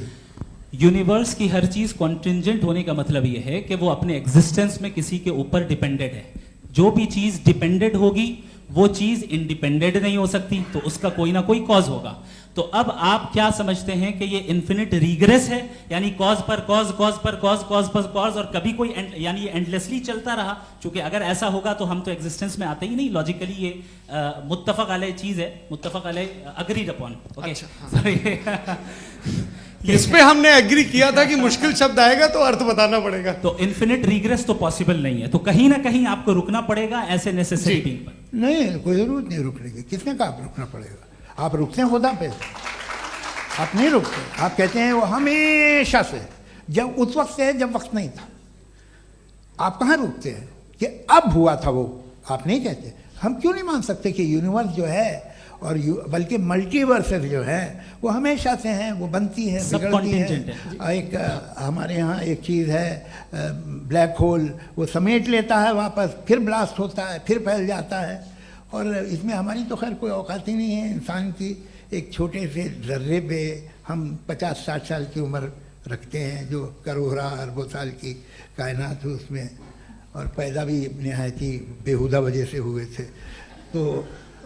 तो इसमें ये सोचना कि इसकी वजूहात और ये क्यों है, ये डिपेंडेंट है, ये हम देख रहे हैं। क्या मालूम? आप सोचिए कि ये जो फैल रही है कायनात, ये कहाँ फैल रही है, ये कहाँ जा रही है, और ये फैल क्यों रही है? अरे बना ली थी तुमने, रुको भैया, काफ़ी है। ये फैल क्यों रही है? ये और कौन सी कायनात जिसे मैं दूरबीन से देखता हूँ तो 2 बिलियन लाइट ईयर पे है, उससे मेरा कोई वास्ता ही नहीं है। 2 बिलियन ईयर यानी अगर मैं 80,000 माइल्स पर सेकेंड से चलूं तो 20 करोड़ साल में वहां पहुंच जाऊंगा। इसकी जरूरत क्या थी?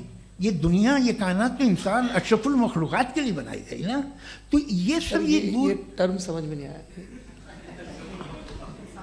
इसमें कोई खास समझने वाली बात थी भी नहीं। ये जो अल्टीमेट कहा यह जाता है कि ये जो पूरी यूनिवर्स है, ये जो दुनिया है, ये इंसान के लिए बनाई गई। अच्छा, ये सब इंसान के लिए। क्यों साहब, सही है ना? बिल्कुल, लेकिन इसका ये मतलब नहीं कि किसी चीज के पीछे रीजन आपको नहीं पता तो रीजन नहीं है। इसे कहते हैं नहीं, मुझे नहीं पता, लेकिन मेरी जिम्मेदारी नहीं है। वो बिल्कुल सही कहा था उसने, बर्टन रसल ने। आपने उसे मजाक में टाल दिया कि भाई आप एक दावा कर रहे हैं, मैं क्यों कहूं कि ये गलत है दावा? आप प्रूफ कीजिए, मेरे पे जिम्मेदारी ही नहीं है, मैंने थोड़ी कहा है। आप प्रूफ कीजिए कि ये सही है। आप आर्ग्यूमेंट ऑफ कंटिंजेंसी का जवाब ही नहीं दे रहे हैं। पूछना चाहेंगे? आप सवाल पूछना चाहेंगे मुफ्ती साहब से? क्योंकि ये क्रॉस एग्जामिनेशन का दौर है। आप जैसे पहले बोल रहे थे फेथ को लेकर कुछ, मैं ये पूछना चाहूँगा कि खुदा ने जो भी रेवल्यूशन किए हैं, एक मज़हब के लिए बहुत से मज़हबों में किए हैं, अलग अलग रेवल्यूशन है।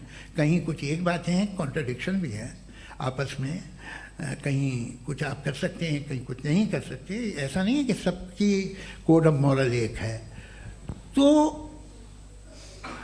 ये किस्सा क्या है? अब आप ये देखिए कि मुझे कभी कभी लगता है कि जो फुटबॉल फाइनल होता है, लाखों लोग होते हैं, फिर वो टीवी कवर कर, करोड़ों लोग, अगर उसमें खुदा की एक बूमिंग आवाज़ आ जाती, मैं गॉड हूँ, तो सारे लोग अभी सुन लेते और टीवी पे भी सुन लेते, किस्सा खत्म होता। ये इतनी राजदारी क्या है कि तुम सामने कुछ तो सबूत दे दो हमें सॉलिड।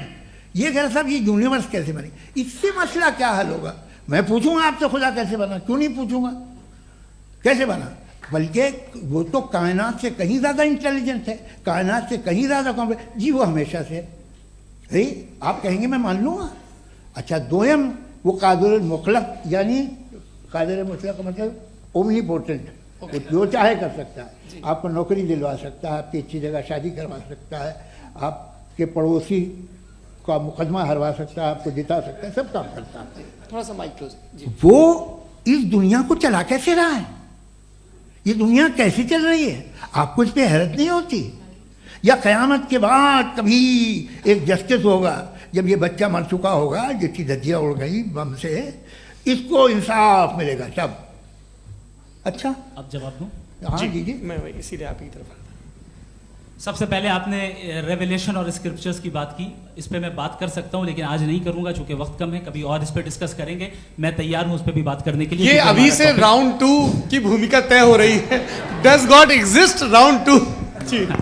चूंकि आज गॉड के एग्जिस्टेंस पे बात है तो मैं उसी के रिलेटेड जो है आपके सवालात को एंटरटेन भी करूंगा और मैं भी पूछूंगा। आपने कहा कि आपने साबित ही नहीं किया, जबकि आर्ग्यूमेंट ऑफ कॉन्टिंजेंसी बुनियादी आर्ग्यूमेंट है। आप मुझे कॉन्टिंजेंसी का मतलब बताइए, आपका मतलब क्या है कॉन्टिंजेंसी?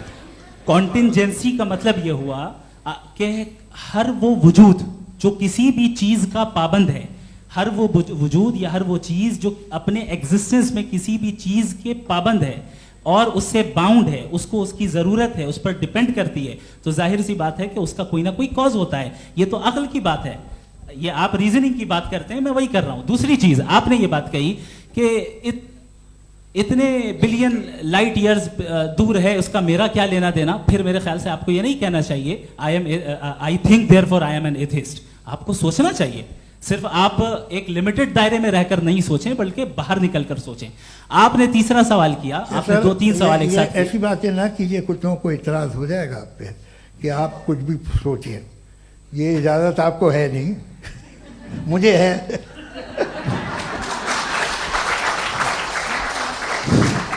जी, आपने प्रॉब्लम ऑफ इविल के ताल्लुक से सवाल किया और बार बार आप एक लफ्ज रिपीट कर रहे हैं कि ओमनीपोटेंट गॉड है, ऑल पावरफुल गॉड है। यही तो दरअसल समझना है कि गॉड का कॉन्सेप्ट क्या है। प्रॉब्लम ऑफ इविल जो है, प्रॉब्लम ऑफ इविल दर हकीकत 2 असम्पशंस पर कायम है। अगर आप इन 2 असम्पशंस को समझ जाएं तो ये प्रॉब्लम नहीं रहेगी, आर्ग्यूमेंट आपको समझ में आ जाएगी कि ये कोलैप्स कर जाता है। पॉइंट नंबर 1, यानी जो आपका सबसे पहला फॉल्स असम्पशन है कि गॉड मर्सीफुल है, ओमनीपोटेंट है, दुनिया में जुल्म हो रहा है।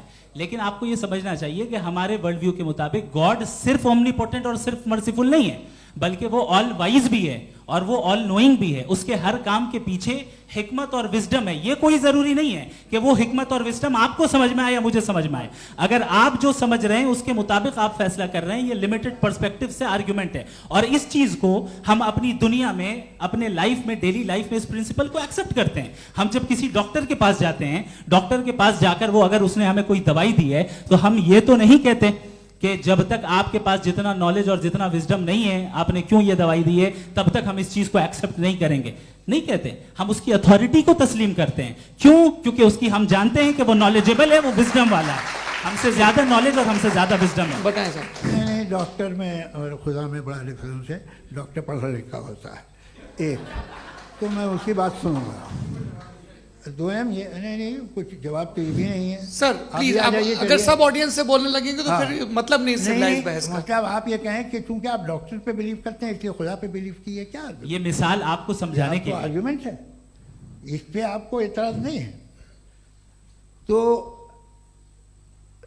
सिंपल बात ये है कि मैं अगर ये यकीन कर लूँ कि एक ओमनीपोटेंट, उसकी मसलहत है, ये जो बच्चे मर रहे हैं ये मसलहत है उसकी, मुझे नहीं चाहिए थी मसलहत। उसकी मसलहत नहीं, यही तो समझना है, मतलब एक्सपीरियंस। अच्छा, इस आपने अभी मेरी बात पूरी सुनी नहीं। मैंने कहा आपका पूरा आर्ग्यूमेंट 2 फॉल्स असम्पशंस पर है।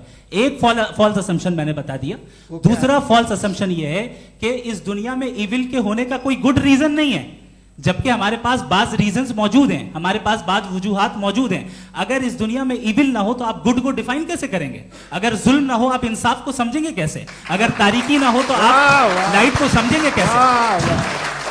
बहुत अच्छे। अभी और सुन लें, अभी और बाकी है। ये तो बात बहुत पसंद आई साहब मुझे कि जब तक रेप ना हो तब तक औरतों की इज्जत का ख्याल आपने मेरा जवाब पूरा सुना ही नहीं। जब तक के बच्चों का कत्ल ना किया जाए तब तक आपको बच्चों की मासूमियत की इज्जत। आपने पूरा जवाब सुना ही नहीं। क्या बात है, क्या आपने नुक्ता निकाला? आपने पूरा जवाब सुना ही नहीं। आप सुन लें, मेरी बात सुन लें। ये मैंने आपको एक चीज बताई। दूसरी चीज, इस दुनिया में हम आए हैं टेस्ट के लिए, हमारा टेस्ट हो रहा है और हर इंसान का अलग अलग अंदाज में टेस्ट होता है। और इस दुनिया में अगर इविल मौजूद है तो वो इविल जरिया है हमारे अंदर ह्यूमन नोबल क्वालिटीज को डेवलप करने का और अलग अलग फील्ड में प्रोग्रेस करने का। और अगर हमारे अंदर और इस दुनिया में इविल नहीं होता तो बताइए टेस्ट का मतलब क्या होता? अगर मैं अपने स्टूडेंट को एमसीक्यूज दूं और उसमें सिर्फ राइट आंसर लिख कर दे दूं और कहूं तुम्हारा टेस्ट हो गया, ये मीनिंगलेस है। इस दुनिया में अगर हम टेस्ट के लिए आए हैं तो जाहिर है गुड एंड इविल दोनों मौजूद है। बताइए। तो अगर गुड एंड ईविल दोनों मौजूद है तो ये ईविल भी खुदा का बनाया हुआ है। जी हाँ, खुदा का बनाया हुआ है, लेकिन अच्छा चलो अच्छी बात। जी बिल्कुल, तो बिल्कुल खुदा ने मतलब बनाया। अभी तो ये है कि जो मेजॉरिटी है दुनिया में वो ईविल है, तो ये खुदा एक्चुअली ईविल के साइड पे लग रहा है मुझे। बिल्कुल भी नहीं, मैं बताता हूं। मेजॉरिटी में तो वो है।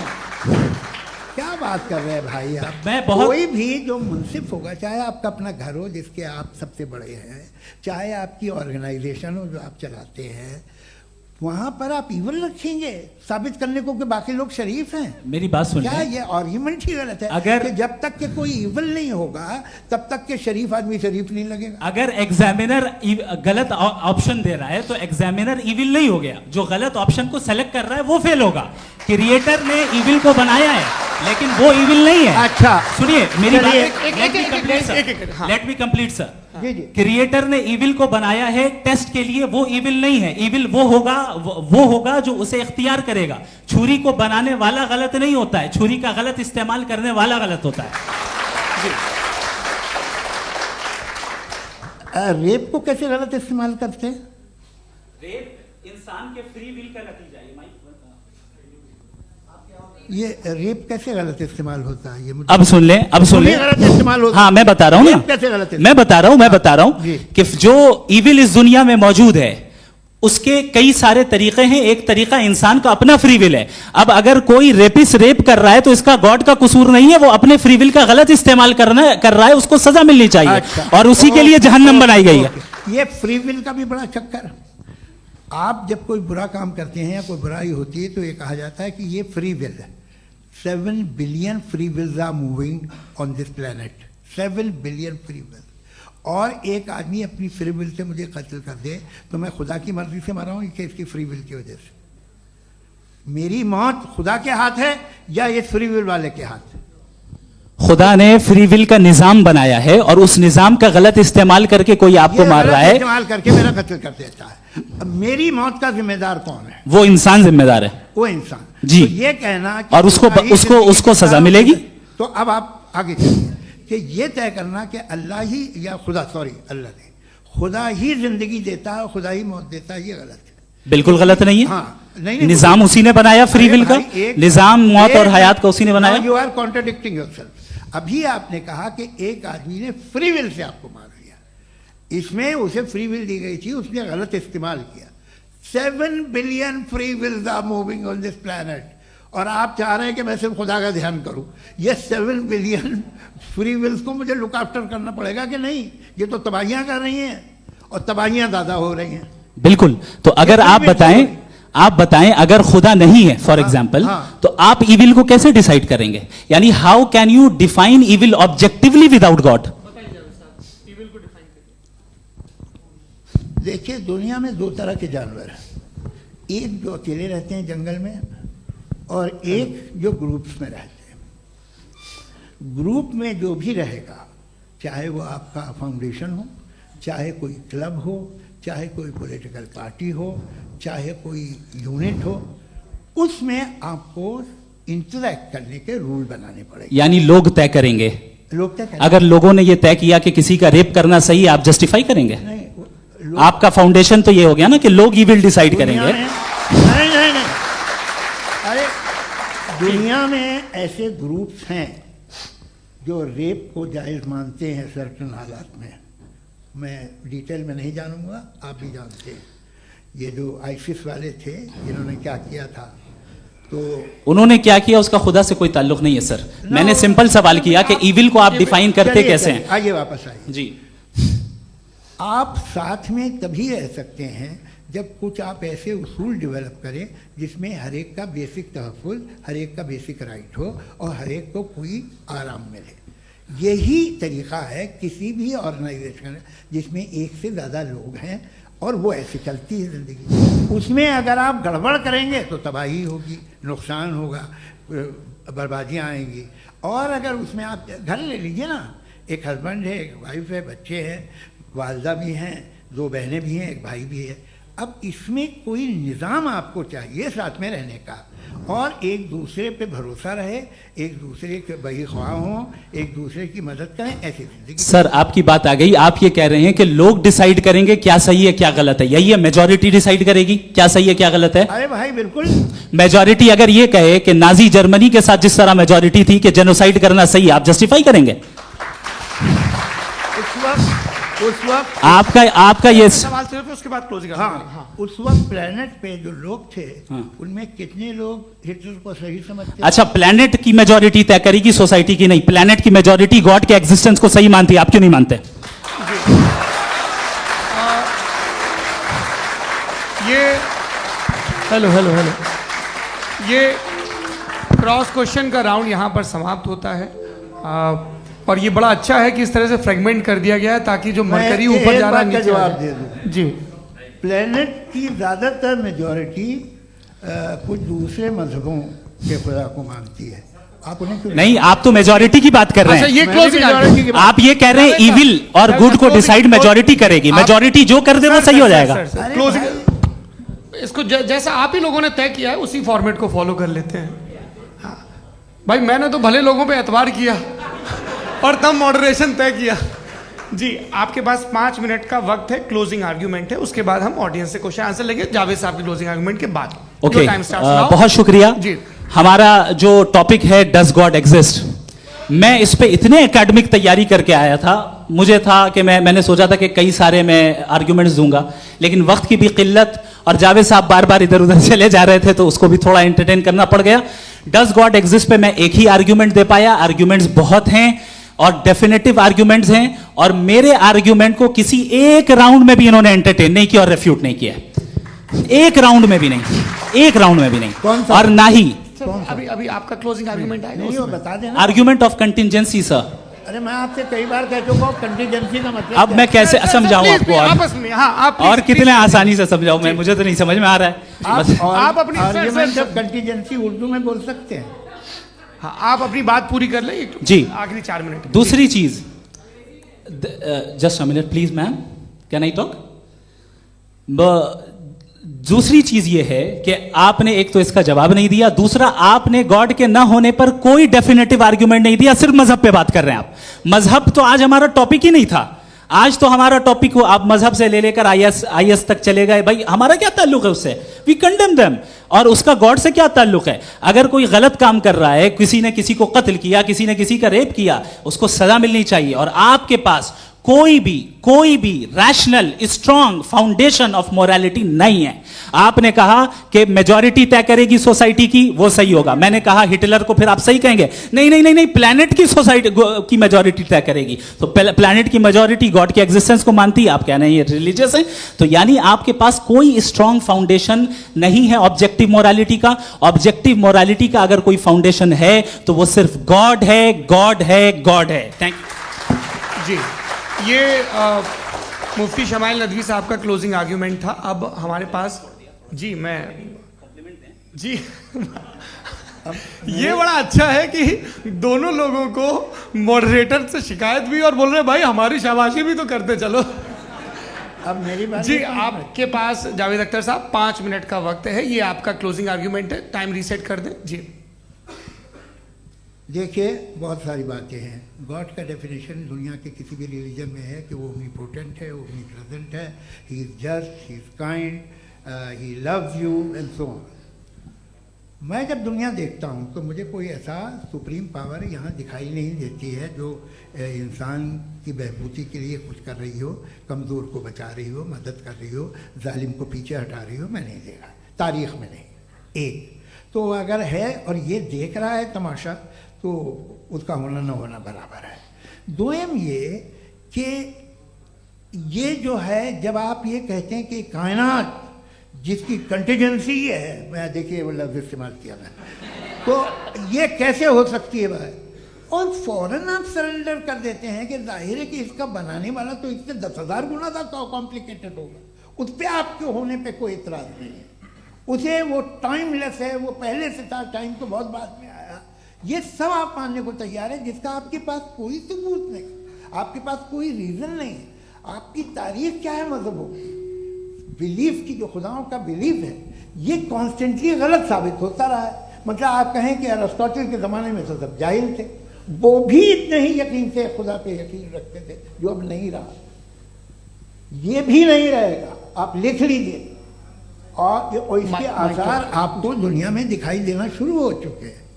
ये बहस क्या आज से 100 साल पहले इस तरह हो सकती थी? यहाँ तक तो आपको हम ले आए हैं। तो सर अरे इनको मदद की जरूरत नहीं भाई, ये सेल्फ सफिशिएंट आदमी है, आप क्यों इनकी मदद कर रहे हैं? Sir please. तो ये जो है तमाम बातें अपनी जगह हैं। ये एक पैकेज है।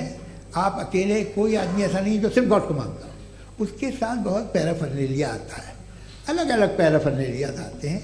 They have always created chaos in the society. मैं तो आपको सीधा ऑफर देता हूँ कि दुनिया में 10 इम्पॉर्टेंट बिलीव्स हैं।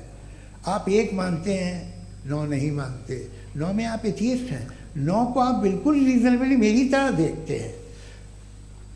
तो 90 मजहबी आदमी भी 90% एथियस्ट है, वो दूसरे खुदा नहीं मानता, एक खुदा मानता है अपना वाला, बाकियों को कहता है गलत है। अगर आप मानना ही बंद कर दे तो आपका 10% चांस है कि आप सही हैं और 90% चांस है कि आप गलत हैं। मेरा मशवरा है आप मानना छोड़ दिए तो 50% चांस होगा कि आप सही हैं और 50% चांस होगा, 40% आप गेन करेंगे बाय बिकमिंग एथियस्ट।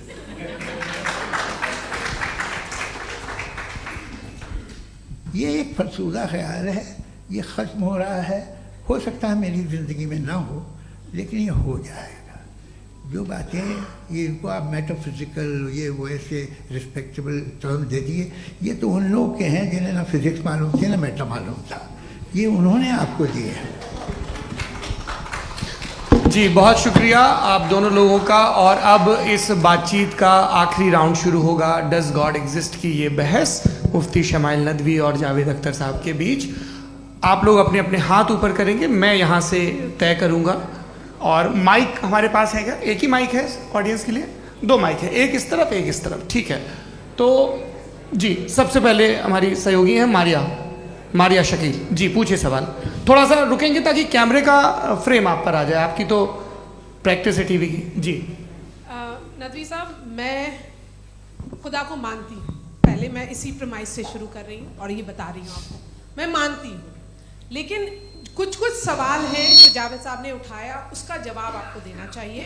पहला सवाल ये कि गज़ा में सालों से छोटे बच्चे मर रहे हैं, वो उनको, अगर खुदा मर्सीफुल है, हम मानते हैं कि अल्लाह ताला में बहुत ताकत है, तो वो बच्चे क्यों मर रहे हैं? दूसरी बात ये कि अगर कंटिजेंसी की जो आप बात करते हैं, पूरे मुस्लिम ममालिक मिल करके भी उन गज़ा के बच्चों को क्यों नहीं बचा पा रहे हैं? क्योंकि अगर वो चाहते, क्योंकि अल्लाह ताला उन पर हुकूमत करते हैं, सब पर हुकूमत करते हैं, तो वो उनको क्यों नहीं बचा? जी थैंक यू वेरी मच। बहुत अच्छा किया आपने इस चीज़ को जिक्र कर दिया, मैं इसको और अच्छे से एक्सप्लेन करने की कोशिश करता हूँ। देखें, जहाँ तक आपने कहा कि गज़ा के बच्चों को मारा जा रहा है, देखें 2 वर्ल्ड व्यू है, एक एथिस्टिक वर्ल्ड व्यू, एक थीस्टिक वर्ल्ड व्यू है। बच्चे मर रहे हैं दोनों वर्ल्ड व्यू में, लेकिन हमारा वर्ल्ड व्यू कह रहा है कि रिकॉम्पेंस है, ये कह रहे हैं कि उनका मरना बेकार जाने वाला है, कोई उसका रिकॉम्पेंस नहीं है, चूंकि इनके यहाँ आखिरत और अल्लाह का कोई तसव्वुर या गॉड का कोई तसव्वुर नहीं है। आपने ये सवाल किया कि गॉड मर्सीफुल है, क्यों नहीं रोकता? ये मैंने बताया कि ये मिसकंसेप्शन है लोगों के दरमियान कि गॉड को सिर्फ मर्सीफुल और ओमनीपोटेंट समझते हैं। गॉड के सिर्फ यही 2 एट्रीब्यूट्स नहीं हैं, गॉड के कई सारे एट्रीब्यूट्स हैं, उनमें से अल हकीम भी है, उनमें से ऑल वाइज भी है, ऑल नोइंग भी है। लिहाजा अगर इस दुनिया में किसी को तकलीफ आ रही है और गॉड उसको नहीं रोक रहा है, वो इसलिए नहीं रोक रहा है चूंकि इंसानों को फ्री विल दिया गया है। ठीक इसी तरीके से अगर एक डॉक्टर किसी छोटे बच्चे को इंजेक्शन लगा रहा है, उसे तकलीफ पहुंच रही है, उसके लिमिटेड पर्सपेक्टिव के एतबार से यह गलत हो रहा है और डॉक्टर बुरा है। लेकिन जब आप ब्रॉडर पिक्चर को देखेंगी, आपके और हमारे पास सिर्फ एक पिक्सल है, हमें इतना नजर आ रहा है कि गजा में कत्ल हो रहा है, लेकिन इसके पीछे कितना रिकॉम्पेंस उनको मिलने वाला है, पूरा पिक्चर गॉड के पास है। तो एक पिक्सल से आप पूरे पिक्चर को कभी भी जज नहीं कर सकती। आप इसमें कुछ जोड़ना चाहेंगे? आपको कुछ बोलना है इसमें? भाई ये आपने बहुत अच्छा जस्टिफिकेशन दिया। या आप वो जो वहाँ के प्राइम मिनिस्टर इजराइल के उन्हें भेजिए, वो बहुत खुश होंगे। आप जस्टिफिकेशन दे देना कि अगर गॉड नहीं है तो बच्चे क्यों मर रहे हैं, आप बताएं। जी, वो ये सवाल पूछ रहे हैं कि अगर आप ईश्वर का अस्तित्व नहीं मानते हैं तो उन बच्चों की मौत को आप कैसे इंटरप्रेट करते हैं? भाई ये दुनिया जो है, जो ताकतवर लोग होते हैं वो एक नाइंसाफी करते हैं। तो ये अच्छा काम है आपके नजदीक, तो नेचर नाइंसाफी पे मबनी है। अरे मेरे भाई, आप नेचर की कहाँ बात कर रहे हैं, तो इंसान की बात जी, कर ये रहे तो फिर जब मैं इंसान की बात कर रहा था आप नेचर की बात करने लग क्रॉस गए। एग्जामिनेशन नहीं। हैं। हाँ, अब आप मुझे बोलने नहीं देंगे तो अलग बात है, आप बोलिए, मुझे कोई जल्दी नहीं। जी नहीं, ये क्रॉस एग्जामिनेशन एक है। मिनट हाँ। रुकिए, क्रॉस मुझे एग्जामिनेशन। बोल तो लेने दीजिए। जी, बोलिए। ठीक है। बात ये है कि ह्यूमन सोसाइटी तभी साथ में रह सकती है जब वो मोहब्बत से, एकता से, एक दूसरे के एहतराम करके रहे। इसके अलावा पॉसिबल नहीं है, अकेले तो इंसान रह नहीं सकता। वहाँ पर कुछ लोग हैं जो फाउल करते हैं। वो फाउल हमेशा से तारीख में होता आया है। आज ये हो रहा है, जो हो रहा है बहुत बुरा हो रहा है, बहुत जालिमाना है, बहुत जाबराना है। उसको आप कहें कि ये बच्चों को कॉम्पनसेशन मिल जाएगा या इसकी इंजेक्शन है। इंजेक्शन तो हेल्थ के लिए दिया जाता है। आप ये कह रहे हैं कि ये बच्चों की जो धज्जियां उड़ रही हैं ये इंजेक्शन है, ये विटामिन टेस्ट का। है, ये टेस्ट है और उस टेस्ट में अगले उनको ऐसा रिकॉम्पेंस मिलेगा जो आपके तस्वुर के बाहर है। ये आप 3 बरस के बच्चे को बारूद से उड़ा के टेस्ट ले रहे हैं। वाह, वो नहीं ले रहा है, खुदा नहीं उड़ा रहा है, इजराइल उड़ा रहा है। जी, ये तो उसको कंडेम अगला करें। सवाल लेते हैं। अगला सवाल लेते हैं प्रोफेसर पुरुषोत्तम अग्रवाल। मुफ्ती साहब, एक निवेदन आपसे है कि कम से कम थोड़ा सा माइक क्लोज एक रिलीजियस और फिलोसफिकल कर मैं प्लीज। एक रिलीजियस और फिलोसफिकल ट्रेडिशन है जो ब्रह्मांड को यानी यूनिवर्स को ही अंतिम मानती है। सर्वम खलु इदम ब्रह्मम, this is Chandogya Upanishad and it completely rules out the existence और नेसेसिटी, आपके शब्दों में necessity of a creator. The creation itself is the creator. तो एक मिनट प्लीज। दूसरा जो सवाल आपने अभी, जो आप बार बार कह रहे हैं कि भगवान विद्वान भी है, वाइज, सब जानने वाला, तो अगर विजडम में दुनिया भर के पापों और अत्याचारों को बर्दाश्त करना शामिल है तो फिर इसका मतलब ये हुआ कि अगर मैं फ्री विल से उसको अपोज करता हूं तो ईश्वर की विजडम और मेरी फ्री विल में कॉन्ट्राडिक्शन है। Because when I am opposing whatever is happening in Gaza, then I am opposing the God's will और गॉड्स विजडम। जवाब लेते हैं क्योंकि तो गॉड की विजडम में, एक मिनट सौरभ प्लीज सर, ये एक जुमला, गॉड की विजडम है कि गाजा में जो कुछ हो रहा है वो हो रहा है, मैं उसको अपोज कर रहा हूं, तो मैं गॉड की विजडम के खिलाफ जा रहा हूं। एक सवाल। दूसरा ये नहीं, आपने 2 ऑलरेडी। सर आप और सवाल कर लें, लेकिन मुझे 2 जवाब दे सर, दीजिए। सर, पहले आपने ये कहा, सुनिए मेरी बात सुनिए। भाई इजराइल के गॉड के मुताबिक तुम्हारा ठीक हो रहा है ना? प्रोफेसर, नहीं हो रहा है, ठीक नहीं हो रहा है, मैं बता रहा हूं क्या हो रहा है। आप तशरीफ रखिए, मैं बता रहा हूं क्या हो रहा है। Let me complete please. एक सेकंड गाइस, एक सेकंड। ये देखिए, ऐसा है कि ये सब बड़ा आपस में विचार विमर्श के बाद ये तय हुआ था कि कुछ नियम बना लिए जाएं ताकि एक टाइम बाउंड बातचीत चले। और भाई साहब, आप बड़ा जरूरी काम कर रहे हैं लेकिन कैमरे के फ्रेम में आके उस काम को गड़बड़ कर दे रहे हैं। ठीक है गुरु, अब मेरे को कहीं का गुस्सा कहीं निकालना था, सॉरी। नहीं, कोई गुस्सा नहीं है जी। तो प्रोफेसर ने सवाल पूछे, आप उनके जवाब दें। और थोड़ा ये सब लोग थोड़ा ख्याल रखें भाई, सवाल संक्षिप्त रखें जी। आपने 2 सवाल किया। सबसे पहला ये कहा कि हमारे पास ये कॉन्सेप्ट है कि ये यूनिवर्स खुद नेसेसरी बीइंग है, creation itself is the creator. How irrational is this कि मैं एग्जिस्ट करूंगा बाद में, लेकिन अभी एग्जिस्ट कर भी रहा हूं, यानी एक ही टाइम में एग्जिस्ट भी कर रहे हैं, नहीं भी कर रहे हैं। This is not true. दूसरी चीज, आपने कहा कि अगर इजराइल में, सॉरी माफ कीजिएगा, Israel doesn't exist, occupied Palestine में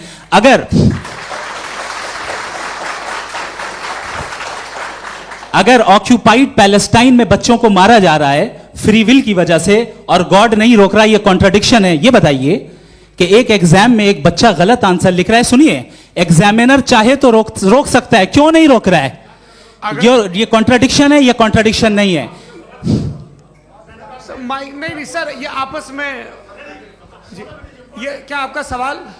माइक दीजिए। फ्री विल दिया गया है टेस्ट के लिए, अकाउंटेबिलिटी के लिए। अगर फ्री विल नहीं होता तो आप कहते हैं हमें रोबोट बना दिया गया। नॉट मिसरिप्रेजेंट माय पोजीशन, आपकी जो भी पोजीशन, मैं अपनी फ्री विल के नाते, अपने ह्यूमन विजडम के नाते गाजा में हो रही अत्याचार का विरोध करता हूँ। बिल्कुल करना चाहिए। आपके हिसाब से मैं गॉड की विजडम का विरोध कर रहा हूँ? बिल्कुल नहीं, समाज हो रहा है गॉड की, बिल्कुल भी नहीं, बिल्कुल भी नहीं। उसका वहां पर गाजा में कत्ल होना ये इंसानों के गलत इस्तेमाल का नतीजा है, फ्री विल के इस्तेमाल का नतीजा है। गॉड इसका हुक्म नहीं देता, उससे रोकता है। यही तो मसला है ना, आपके लिए कॉन्सेप्ट क्लियर? नहीं भाई, आपने तो बताया था इंजेक्शन लगाने से बच्चे को तकलीफ होती है, ये इंजेक्शन लगा। सर आप ऐसे रेटोरिक स्टेटमेंट दे तब तो कोई मसला नहीं आपने समझते बोला कि रहेंगे। Injection this is a rhetoric statement, this is not a logical argument sir. I am sorry, I am sorry. आखिरी 30 मिनट बड़े मुश्किल होने वाले हैं। जी मुफ्ती साहब आगे बैठे हैं, इनको माइक दीजिए। हाँ तरुण, माइक आप अपने पास रखिए, आपको कैमरे का फ्रेम पता है जी। सबसे पहले दोनों को मुबारकबाद। एक सर अपना आप नाम बता दें। आप अमेरिका में शिकागो में रहते हैं, इतना मुझे याद है। बताया आपको, यासिर नदीम अलवाजदी मेरा नाम है। जावेद सर आपसे एक क्वेश्चन है इन्फिनिट रिग्रेस के ताल्लुक से। एक हाइपोथेटिकल सिनेरियो है, मसलन अगर आप सर माइक थोड़ा सा प्लीज क्लोज रखिए जी। अगर आप शायर इसलिए हैं कि आपके कोई उस्ताद शायर थे, और वो इसलिए शायर थे कि उनके कोई उस्ताद शायर थे, और इसी तरीके से हम माजी में पीछे चलते चलते चले जाएं और कहीं ना रुके, तो माफ कीजिएगा आप कभी शायर नहीं हो सकते। लेकिन आप शायर हैं, आपका शायर एग्जिस्ट करता है, इसका मतलब ये है कि आप कहीं ना कहीं रुके हैं। तो मेरा सवाल ये है कि क्या आप इन्फिनिट रिग्रेस ऑफ कॉजेस को लॉजिकल फैलेसी मानते हैं या नहीं मानते? हाँ या ना? मैं इन्हें लॉजिकल फैलेसी नहीं मानता हूँ, लेकिन मेरा प्रॉब्लम यह है कि जब मैं नहीं मानता हूँ तो I will continue with this logic जो फैलेसी नहीं हो। आप एक जगह रुक जाते हैं जाके, आप कहते हैं ये गेंद कैसे बनी, ये जजीरा कैसे बना, ये समंदर कैसे बना, ये ज़मीन कैसे बनी, और अचानक गॉड पे जाके आपको ब्रेक लग जाता है। एक बार आप सवाल नहीं करते कि भाई इनको बनाने वाला तो इनसे भी कॉम्प्लिकेटेड होगा, वो कैसे बना, उसके बारे में आपने इत्मीनान कर लिया, वो हमेशा से है। तो अगर आप उसे हमेशा से मानते हैं तो फिर ये मान लीजिए कि कायनात हमेशा से है, क्या तकलीफ है? हम वजूद में नहीं आते जी हैं? हम मौजूद नहीं। अच्छा सर क्यों नहीं हो मैं सकते? बताऊंगा प्लीज प्लीज। जैसे मैंने मिसाल दी आपके शेर, आपका शेर कभी वजूद में ना आता अगर शायर इसी तरह चलते रहते हमेशा। जी माइक मेरे ख्याल से एक सेकंड, इन्फिनिट रिग्रेस का कॉन्सेप्ट क्लियर नहीं हो पाया, ऐसे रहने दें, लेट्स मूव ऑन सर। ठीक है। हाँ थोड़ा सा मॉडरेटर का भी ख्याल रखें। नहीं आपने तो रखा है, आपने रखा है। यहाँ पे गौहर रजा साहब हैं, वो भी एक सवाल पूछना चाहते हैं। माइक यार नीचे से ऑन कर दिए, नीचे। पहले तो ये कह दूं कि मैं उन बच्चों से शर्मिंदा हूं जिनको गजा में कत्ल किया गया, क्योंकि हमारे होते हुए कत्ल किया गया। लेकिन उससे ज़्यादा शर्मिंदगी इस बात से हुई कि मुझे लगा कि मुफ्ती साहब उसको जस्टिफाई कर रहे हैं। बिल्कुल भी नहीं, आप बहुत ही गलत। मुझे लगा मैं गलत हो सकता हूं, बिल्कुल गलत। मैं सवाल पूछ रहा हूं, सवाल मैं सवाल पूछ रहा हूं। मैं जावेद भाई से डिसएग्री करता हूं। एक सेकंड देखिए, अगर देखिए ऐसा एक सेकंड आप सर वेट अरे आप कुछ मेरे पहले मुझे अपनी बात कह लेने दीजिए। अगर ऑडियंस तय करेगी तो फिर मॉडरेटर का मतलब नहीं। मेरा आप सबसे ये कहना है, ये बहस दो लोगों के बीच में है, एक तरफ मुफ्ती साहब, एक तरफ जावेद साहब। पिछले 1.5 घंटे से ये लोग अपने अपने तर्क रख रहे हैं। आपकी इनसे इत्तेफाकी हो सकती है, ना इत्तेफाकी हो सकती है। मेरे उस्ताद मुझे सिखा गए हैं कि मुखामुखम में असहमति की गुंजाइश बची रहनी चाहिए। अगर मैं आपकी बहुत इज्जत करता हूं गौहर साहब, आपने जो कमाल की किताबें लिखी, साइंटिफिक टेम्परामेंट, लेकिन मेरी ये गुजारिश है आप सबसे कि यदि आप इन लोगों ने जो बोला उन पर टिप्पणियां करेंगे तो ना वक्त की पाबंदी रहेगी ना वो अनुशासन। आप सवाल पूछ लें, उस सवाल में जो बात आ जाए वो आ जाए। मैं जावेद साहब से डिसएग्री करता हूं, इसलिए जावेद साहब से सवाल पूछ रहा हूं। आपका सवाल जावेद अख्तर साहब से। और सवाल ये है मेरा कि जावेद साहब ने कई बार लॉजिक का इस्तेमाल किया कि साइंस में लॉजिक है और रिलीजन में लॉजिक नहीं है। मेरा ख्याल ये है कि रिलीजन में भी लॉजिक है, लेकिन उस लॉजिक की बेसिस ये है कि आप रुक जाते हैं, जिसका जिक्र जावेद साहब ने बार बार किया, यानी खुदा के तसव्वुर पे आते हुए, गॉड के तसव्वुर पे आते हुए रुक जाते हैं। और इसमें सवाल पूछना मतलब फॉरबिडन होता है। सवाल यह है कि क्या जावेद साहब इससे एग्री करते हैं कि साइंस की लॉजिक अलग है और रिलीजन की लॉजिक अलग है? बताइए सर। देखिए 3 चीज़ें हैं, साइंस है, एक है मंतिक है, इस्तिदलाल है, और एक जो है कुछ भी नहीं है, फेथ है, अकीदा है। मैं अकीदे की लॉजिक का कायल नहीं हूँ। मुझे आप इस्तिदलाल से, लॉजिक से, रीज़न से समझाइए, मैं मानने को तैयार हूँ, मेरा क्या नुकसान होगा। लेकिन ये कि अकीदे पे मैं नहीं जा सकता हूँ। अकीदे का मतलब है कि तुम ये मान लो, सवाल ना करो, ये नहीं। आप सारी बातें करके, बड़ी साइंटिफिक बातें करके एक जगह जाके खुदा के वजूद पे रुक जाते हैं, सरेंडर कर देते हैं। मैं सरेंडर करने को तैयार नहीं। That's all. जी, ये आगे सर बैठे हुए हैं, इनको माइक दीजिए। भाई वो आप पूछना चाह रहे थे ना भाई? हाँ, नहीं मैं ये थैंक यू जी। आपका नाम? आसिम इफ्तिखार। आसिम जी, पूछिए। सर, जावेद सर से सवाल है कि आपने अपने क्लोजिंग माइक थोड़ा करीब अपने क्लोजिंग स्टेटमेंट में ये बात कही थी कि मज़हब का जो फ्यूचर है वो ज़्यादा दिन नहीं जाने वाला है। लेकिन मैं देख पा रहा हूँ कि जो ऑक्सफोर्ड यूनिवर्सिटी की एक स्टडी है 2011 में हुई है, जिसके 50 एकेडमिशियंस ने इसको अंजाम दिया था, उसमें वो ये कहते हैं कि जो फेथ इन गॉड है वो इनबिल्ट है ह्यूमन नेचर के अंदर, जिसको हम कहते हैं फितरत के अंदर शामिल है वो। और वो ये कहते हैं कि अगर कोई ये समझता है कि मज़हब को वो ख़त्म कर देगा तो ये उसकी गलत फहमी है। तो आप इसके बारे में, इस स्टडीज़ के बारे में क्या कहते हैं? ठीक है, मैं उनसे एग्री नहीं करता हूँ। वो कौन से प्रोफेसर होंगे, ऐसा उनके क्या पास डेटा है, इन्होंने डेटा के बेस होगा। डेटा क्या हो सकता है? फ्यूचर का डेटा तो नहीं हो सकता ना उनके पास, प्रेजेंट का डेटा हो सकता है। डेटा आपने सुना 100 साल पहले का बाद का डेटा? मैंने तो नहीं सुना आज तक। तो आज उनकी ये राय है और होगी राय, ठीक है। दुनिया में तरह तरह की राय है लोग, लेकिन मैं समझता हूँ कि वक्त के साथ इंसान ज़्यादा से ज़्यादा रीजनेबल और लॉजिकल होता जा रहा है। आज आप देखिए वेस्टर्न यूरोप में क्या परसेंटेज है नॉन बिलीवर्स की, बहुत हाई। वहाँ चर्च खाली पड़े होते हैं। तो अल्टीमेटली तो इंसान कोई ऐसी बात बहुत अरसे तक नहीं मान सकेगा, चाहे गलत या सही, जो उससे उसके दिमाग को, उसके जहन को, उसके लॉजिक को अपील न करे। वो कह रहे हैं तो ऑक्सफोर्ड के होंगे तो कैम्ब्रिज के होंगे, तो मुझे क्या लेना देना। उनका डेटा मुस्तकबिल का नहीं हो सकता है। जी। दीपक, हाँ पूछिए। मैं आऊँगा, अभी पीछे की साइड भी आऊँगा, माइक वहीं भेजूंगा 2-3 साल के लिए। जी जावेद साहब, आपसे सवाल है। नमस्ते।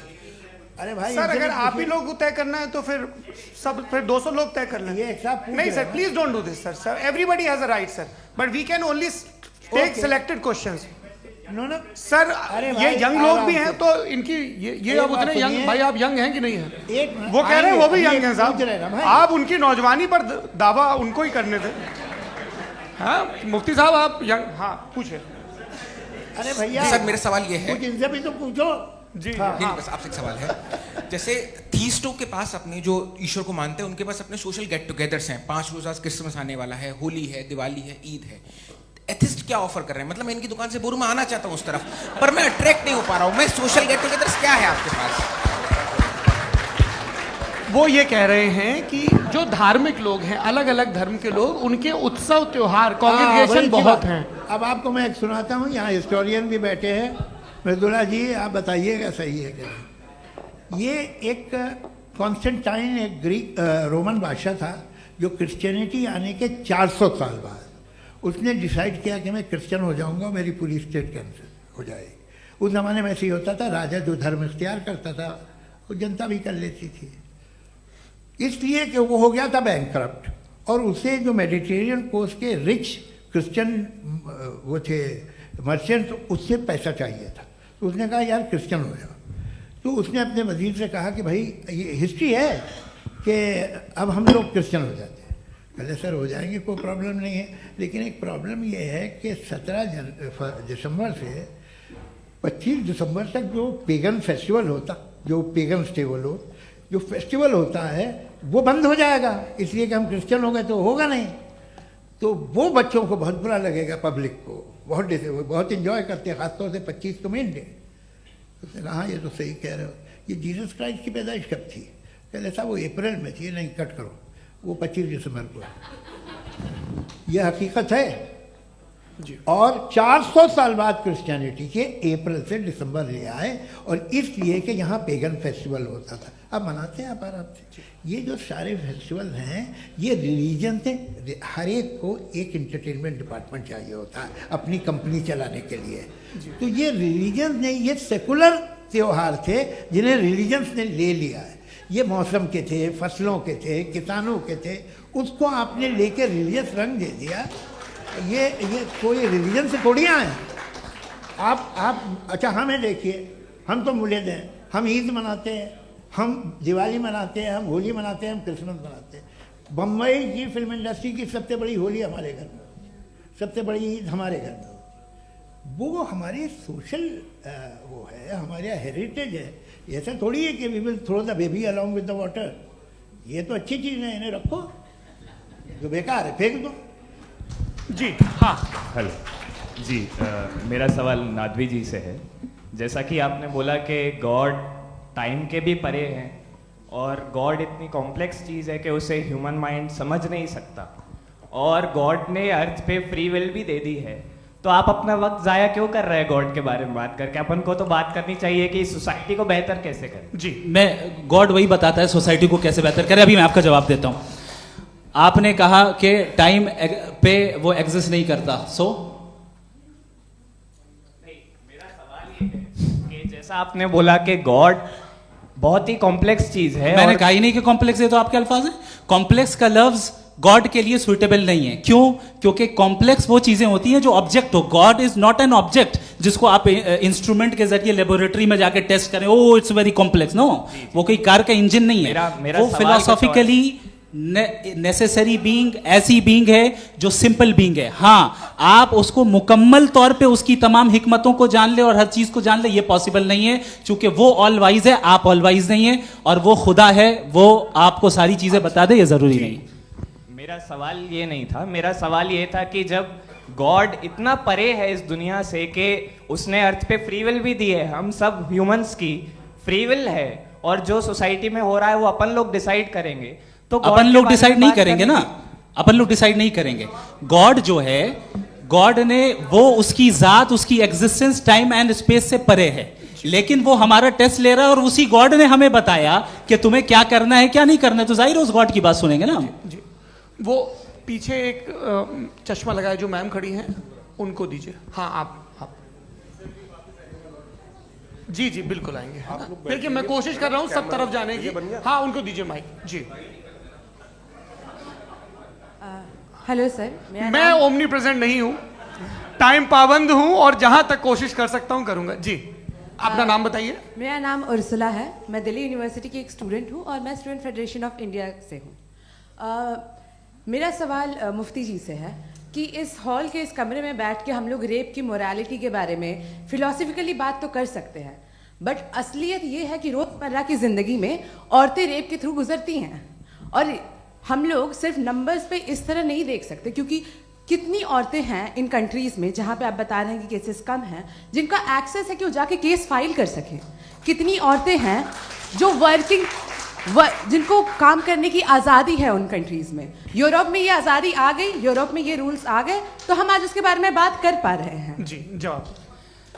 आपने ये कहा कि कमरे में बंद होकर हम लोग इस पर फिलोसफिकली बात कर सकते हैं, लेकिन हकीकत में क्या हो रहा है, वो ग्राउंड लेवल पे क्या हो रहा है जो बहुत गलत हो रहा है, और वो सफ़र कर रही हैं। आई एग्री, बहुत गलत हो रहा है, और जो गलत हो रहा है उसको हमें रोकना है। और क्यों रोकना है, वो गलत क्यों है, हमारे पास इसका ऑब्जेक्टिव फाउंडेशन है, इनके पास उसका ऑब्जेक्टिव फाउंडेशन नहीं है। मैं ये कहना चाह रहा हूं कि जहां पे भी जुल्म हो रहा है, जहां पे भी औरत पे जुल्म हो रहा है, या उसकी इज्जत लूटी जा रही है, या उसे तकलीफ पहुंचाई जा रही है, और सिर्फ औरत नहीं, किसी इंसान के ऊपर भी जुल्म हो रहा है, तो उसके खिलाफ खड़ा होना, ये मोरालिटी हमारे पास गॉड के पास से आई है। वरना जावेद साहब तो कह रहे हैं कि जो है मेजॉरिटी डिसाइड करेगी, तो मेजॉरिटी तो कभी भी बदल सकती है। क्या आप ये थोड़ी सी आपको गलतफहमी है। मैं अगर मेरे जुमले से ये मदनत निकला या मैंने कहा, तो ये जुमला मैं वापस लेता हूँ। ये मेरा मतलब ही नहीं था कि मेजॉरिटी डिसाइड करेंगे। मेजॉरिटी डिसाइड करे तो दुनिया में बड़ी, वैसे आपने कहा था ये जुमला। अच्छा हो सकता है, मैं मान रहा हूँ, बाद में रिकैप कर लेंगे। अरे एक सेकंड, मैं अपनी एक्सप्लेनेशन देता हूँ। मुनासिब बात यह है कि हम सब के सब दिल में जानते हैं कि क्या अच्छा है क्या बुरा है, हमें पता है अच्छी तरह से। जो लोग बुरे काम करते हैं उन्हें भी मालूम अच्छा क्या है। यही तो सवाल था हजरत कि फिर ये मोरालिटी आई कहाँ से? Cross examination. हाँ जी हाँ। मोरालिटी साथ रहने की डिजायर से आई है। यानी साथ रहकर जो कुछ कह दे, जो कुछ कर दे, वो हो जाएगा? नहीं नहीं, तो आप कायदे से रह ही कर सकते हैं जब तक लोगों में मोरालिटी हो, वरना क्यास हो जाएगा। ये आपको कैसे पता? जी हमने देखा ना, जहाँ मोरालिटी का क्यास हो गया, हम देखते हैं। कहाँ पे देखते भाई हैं? दुनिया में आप जो कह रहे हैं, आप कहीं पे अगर गलत हो रहा है इस बहस तो के उसको बाद आप मैं गलत देखिए। आप एपिस्टेमोलॉजी की बात कर रहे हैं, मैं ऑन्टोलॉजी की बात कर रहा हूँ। मैं इस बहस फाउंडेशन के बाद क्या आप दोनों लोगों को चाय पे फाउंडेशन होस्ट करूंगा, वहां पे क्रॉस एग्जामिनेशन कर लीजिएगा। अभी ऑडियंस का हक मार रहे हैं आप लोग भाई, सर जस्ट लोग हैं आप लोग। और ये भाई ये हाँ बच्चे उधर आएंगे, उधर इनको आएंगे। जी सर आएंगे। अच्छा सर मेरा नाम लईकुर रहमान है और मैं अलीगढ़ मुस्लिम यूनिवर्सिटी का स्टूडेंट हूँ। और जहाँ तक मुझे पता है कि sir you are also product of Aligarh Muslim University. मैं भी उसी चमन का बुलबुल। हाँ सर, तो बड़ी खुशी हुई मुझे जान करके कि मैं आपसे मिलूंगा। सवाल सर मेरा सवाल ये है, सर सैयद अलैहि रहमा का नज़रिया ये था कि खुदा के वजूद को अक़ल के दायरे में रह कर के तलाश करना, न कि पूरी तौर से उसका इनकार कर देना। Sir how will you define it? नहीं तो ये तो आप इन्हें बताइए। ये सवाल आपसे खुदा का वजूद साबित कर रहे हैं तो सर आपने इनकार कर रखा है, इस वजह से मेरा क्वेश्चन उन्होंने यही सर से एक सेकंड, सर सैयद ने यही कहा ना कि अक्ल से आप खुदा के वजूद को साबित नहीं कर सकते, यही कहा ना भाई। वो उन्होंने कहा कर सकते हैं और वो कर दिया गया आज। वो फोन दो। तलाश करना या साबित करना अक्ल से अक्ल से नहीं हो सकता। अरे सवाल तो सुन लीजिए जी। अक्ल से नहीं हो सकता है, यही कहा ना आपने। अक्ल से हो सकता है। अरे वो यही कह रहे हैं भाई, आप बता रहे हो सकता है, वो तो कुछ और। आप अगर सर देखो नौजवान फोन ले लो, वो इतनी कमाल की यूनिवर्सिटी है। अरे भाई दे दो जरा, एक मिनट दे दो भाई, मेरी बात सुनो, माइक पे बोलो ताकि जो लाखों लोग देख रहे हैं। माइक दे दो ना। अरे देंगे ना माइक, तुम ठहरो तो। हाँ सर मेरा सवाल ये था कि सर सैयद अलैहि रहमा का एक नज़रिया था अपना कि खुदा का जो वजूद है उसको अक़ल के दायरे में रह कर के तलाश करना है, न कि पूरे तौर से इनकार कर देना है। ये उनका कॉन्सेप्ट था। लेकिन मेरा सवाल ये है कि आप इसको कैसे डिफाइन करते हैं, एक्सप्लेन कैसे करेंगे, मैं आपसे जानना चाहता हूँ। चूंकि you are the product of Aligarh Muslim University. मुझे अक़ल के दायरे में रख के मैंने बहुत तलाश की, मुझे मिला नहीं। हाँ ये इधर वो चश्मा लगाए जो, हाँ उनको दे दीजिए। जी जी फटाफट पूछिए, बस 5 मिनट है, 5 मिनट में खत्म हो रहा है। हाँ अस्सलाम वालेकुम मुफ्ती साहब। एंड मेरा सवाल जावेद अख्तर साहब से। क्या नाम है आपका? अरे भैया सब मुझे पूछ रहे हो। फैज पूछिए फैज साहब। तो मेरा सवाल ये है कि अभी जो एथियस्ट है वो problem of evil argument use कर रहे हैं अगेंस्ट मुस्लिम्स, राइट? कि इस दुनिया में इतना सारा इविल है और अगेंस्ट मुस्लिम तो यहाँ अगेंस्ट थियस्ट। हाँ थोड़ा सा करेक्ट कर लीजिए भाई। पूरी मशक्कत ही इसी बात की थी कि किसी एक मजहब पे बात ना टिके। जी तो बेसिकली ये आर्गुमेंट ऐसा है कि इस दुनिया में इतना ज़्यादा ईवल एग्जिस्ट करता है और अगर एक ऑल गुड गॉड है तो वो रोकता क्यों नहीं है? लेकिन इस सवाल में एक हिडन अजम्पशन ये है कि इस दुनिया में ईवल एग्जिस्ट करता है। अब एथियस्ट ये कैसे ऑन्टोलॉजिकली प्रूव कर सकते हैं कि इस दुनिया में ईवल एग्जिस्ट करता है? मैं आपको बताता हूँ, थोड़ा सा समझा। नहीं सर हम लोग इनको सुनने आए। नहीं please don't do that. I want to explain ontology. नहीं हम समझ गए सर, इनको अब जवाब देने दीजिए। अच्छा सवाल पूछ लो। मैं अभी तक क्या था वो मैं थोड़ा सा ऐड ऑन कर लेता हूँ। तुम गुरु, तो हम जब इसका राउंड 13 करेंगे ना तब तुमको स्टेज पे बिठाएंगे। जी तो हाँ जल्दी से। तो देखिए एथियज्म के हिसाब से सब कुछ रैंडमली बन गया है, सब कुछ एटम्स और मॉलिक्यूल्स है। एक पत्थर में और मुझ में सिर्फ इतना फर्क है कि हम लोग एटम्स और मॉलिक्यूल्स का अलग अलग रीअरेंजमेंट है। अब एक पत्थर को कोई इंसान तलवार से 2 टुकड़ों में काटते या मुझे, according to atheism it is same. There is no evil and good according to atheism. जी अच्छा फैज साहब का सवाल ये है कि हाँ कोशिश भी करते तो इससे गलत सवाल नहीं कर पाते।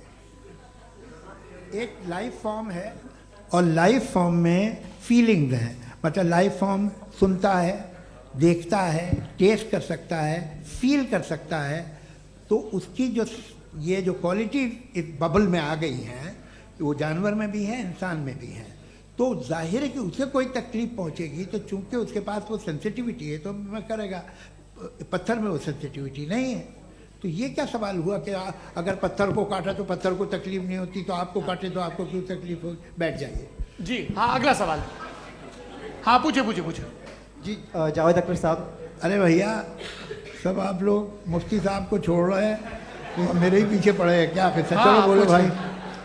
You asked how God can exist when children die in Gaza. हाँ you asked how God can exist when children die in Gaza, and you also mentioned the rise of atheism in Europe.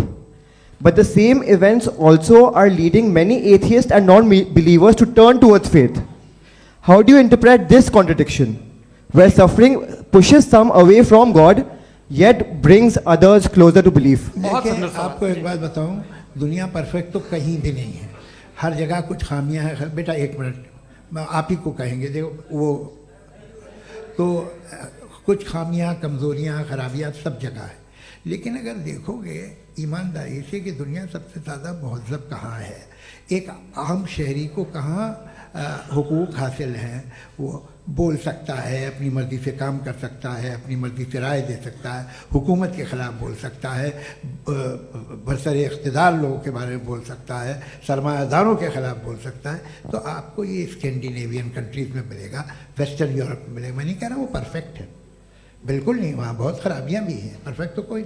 लेकिन जिन जिन मुल्कों में, Latin America देखो, gulf देखो, वहाँ पर आपको ये ज़रूर है कि रेप नहीं होते होंगे। रेप की ज़रूरत क्या है भाई, उसको तो ख़रीद लो, घर में रखो, सड़क पर रेप करने की क्या ज़रूरत है। मगर सुनिए सुनिए सुनिए, मगर हकीकत ये है कि वहाँ शख्सी आज़ादी राय देने की, बोलने की नहीं है। जी, ये एक आखिरी सवाल मुफ्ती साहब से। हाँ मैम, इनको माइक दीजिए। शुक्रिया। मेरा नाम मनीषा है, मैं हरियाणा से आई हूँ। मैं मुफ्ती साहब से एक बात पूछना चाहती हूँ। आप बार बार जावेद साहब को कॉन्ट्राडिक्ट तो कर रहे हैं कि आपने ये कहा, लेकिन आप भी अजम्पशंस के बेसिस पे बात कर रहे हैं। आपने खुदा के होने का कौन सा प्रूफ पेश किया है, खुदा की एग्जिस्टेंस का? अब इस सवाल को अलग रहने दीजिए, कौन एथीस्ट है कौन नहीं है। और दूसरी बात जो आपने एक छोटी सी कही थी कि ये फ्री विल का इस्तेमाल करता है इंसान अपनी, लेकिन इस फ्री विल का इस्तेमाल में मतलब खुदा ने ये दे दी सबको ये इजाज़त कि वो कितना घिनौनापन और कितने ज़्यादा ख़राब से ख़राब तरीके इस्तेमाल कर सकता है। जवाब सुनते जी। आप फ्री विल को मानती है ना, या अब कहती है कि फ्री विल नहीं है ना, मानती है ना? तो अब आपके पास इसका कोई एक्सप्लेनेशन नहीं है कि अगर एक इंसान उस फ्री विल का इस्तेमाल करके गलत काम कर रहा है और बच के अच्छी ज़िंदगी गुजार के निकल जा रहा है, उसका कोई रिकम्पेंस नहीं है। हमारे वर्ल्ड व्यू में जो इंसान गलत काम कर रहा है उसको भी रिकम्पेंस यानी उसका बुरा बदला मिलना है, और जो सही काम कर रहा है उसको सही बदला मिलना है। लिहाजा जो फ्री विल है वो इस तरीके से है कि एक लिमिटेड टाइम तक खुदा ने मोहलत दी है। ऐसा नहीं कि छूट दे दी, जो करना है करते रहो हमेशा। वक्त आएगा जब एग्जाम का टाइम खत्म होगा तब रिजल्ट आएगा, दौराने एग्जाम जबरदस्ती आपको नहीं बताया जाएगा। अरे भाई एक सेकंड, जी सवाल मुफ्ती साहब से मेरा, मुफ्ती साहब से जी, हाँ, रुक जाइए, आपसे फोन, आप इसके बाद आपसे यही रहेंगे वो। हाँ बोलिए। मैं मुफ्ती साहब एक ही सवाल करता हूँ कि अगर जो हो रहा है फ्री विल से हो रहा है और एक दिन बरोज़ क़यामत इंसाफ होगा मैशर में वगैरह वगैरह, तो दुआ क्यों मांगते हैं लोग? दुआ मांगते हैं इसके मतलब है अभी भी उसने ये डिपार्टमेंट रखा है कि मैं रोज़मर्रा की जिंदगी में बिल्कुल बिल्कुल ही कैन। तो तुम कैन हो, तुम मुझे नौकरी दिला देते हो, मेरे बेटे को ग्रीन कार्ड दिला देते हो, और 45,000 बच्चे मरते हो, उन्हें रोकते नहीं हो। नहीं तो क्या आप ये कह रहे हैं कि इस दुनिया में जालिमों को कभी पकड़ ही नहीं होती है? अरे जो भी पकड़ होगी, वो बच्चे रोते हैं। बिल्कुल, देखिए मैंने अपने ओपनिंग स्टेटमेंट में यही कहा था कि जनाब जावेद साहब सिर्फ इमोशनल आर्गुमेंट देंगे। This is an emotional argument. ये छोटे मोटे इसके पीछे का रीजन मैंने बताया क्या है, देखिए मैं इसके पीछे का रीजन क्या है मैंने बताया। मंच से आप लोगों को सज्जनों इसलिए कह रहा हूं ताकि थोड़ा सा आपके कॉन्शियंस पे जोर रहे कि आपको ऑर्डर बचा के रखना है। वक्त तय हुआ था, ये वक्त पूरा हुआ, आपने इतने धैर्यपूर्वक सुना, मैं आप सबका बहुत बहुत शुक्रगुजार हूं। यदि इन दोनों विद्वानों की इच्छा होगी तो कभी हम इस बातचीत का राउंड 2, राउंड 3, यही तो देखिए खूबी है इंसान की कि बहस मुबाहसे में वो पड़ा रहता है। आप लोगों ने बड़े धैर्य का परिचय दिया, बहुत बहुत शुक्रिया। इसी के साथ ये बातचीत यहाँ पे समाप्त होती है। आप लोग को मैं एक बात बता दूं, ये सारी बहस हो गई, अब मुफ्ती साहब और बड़े मुफ्ती साहब इन साथ के साथ मैं खाना खाने वाला हूँ। अच्छा।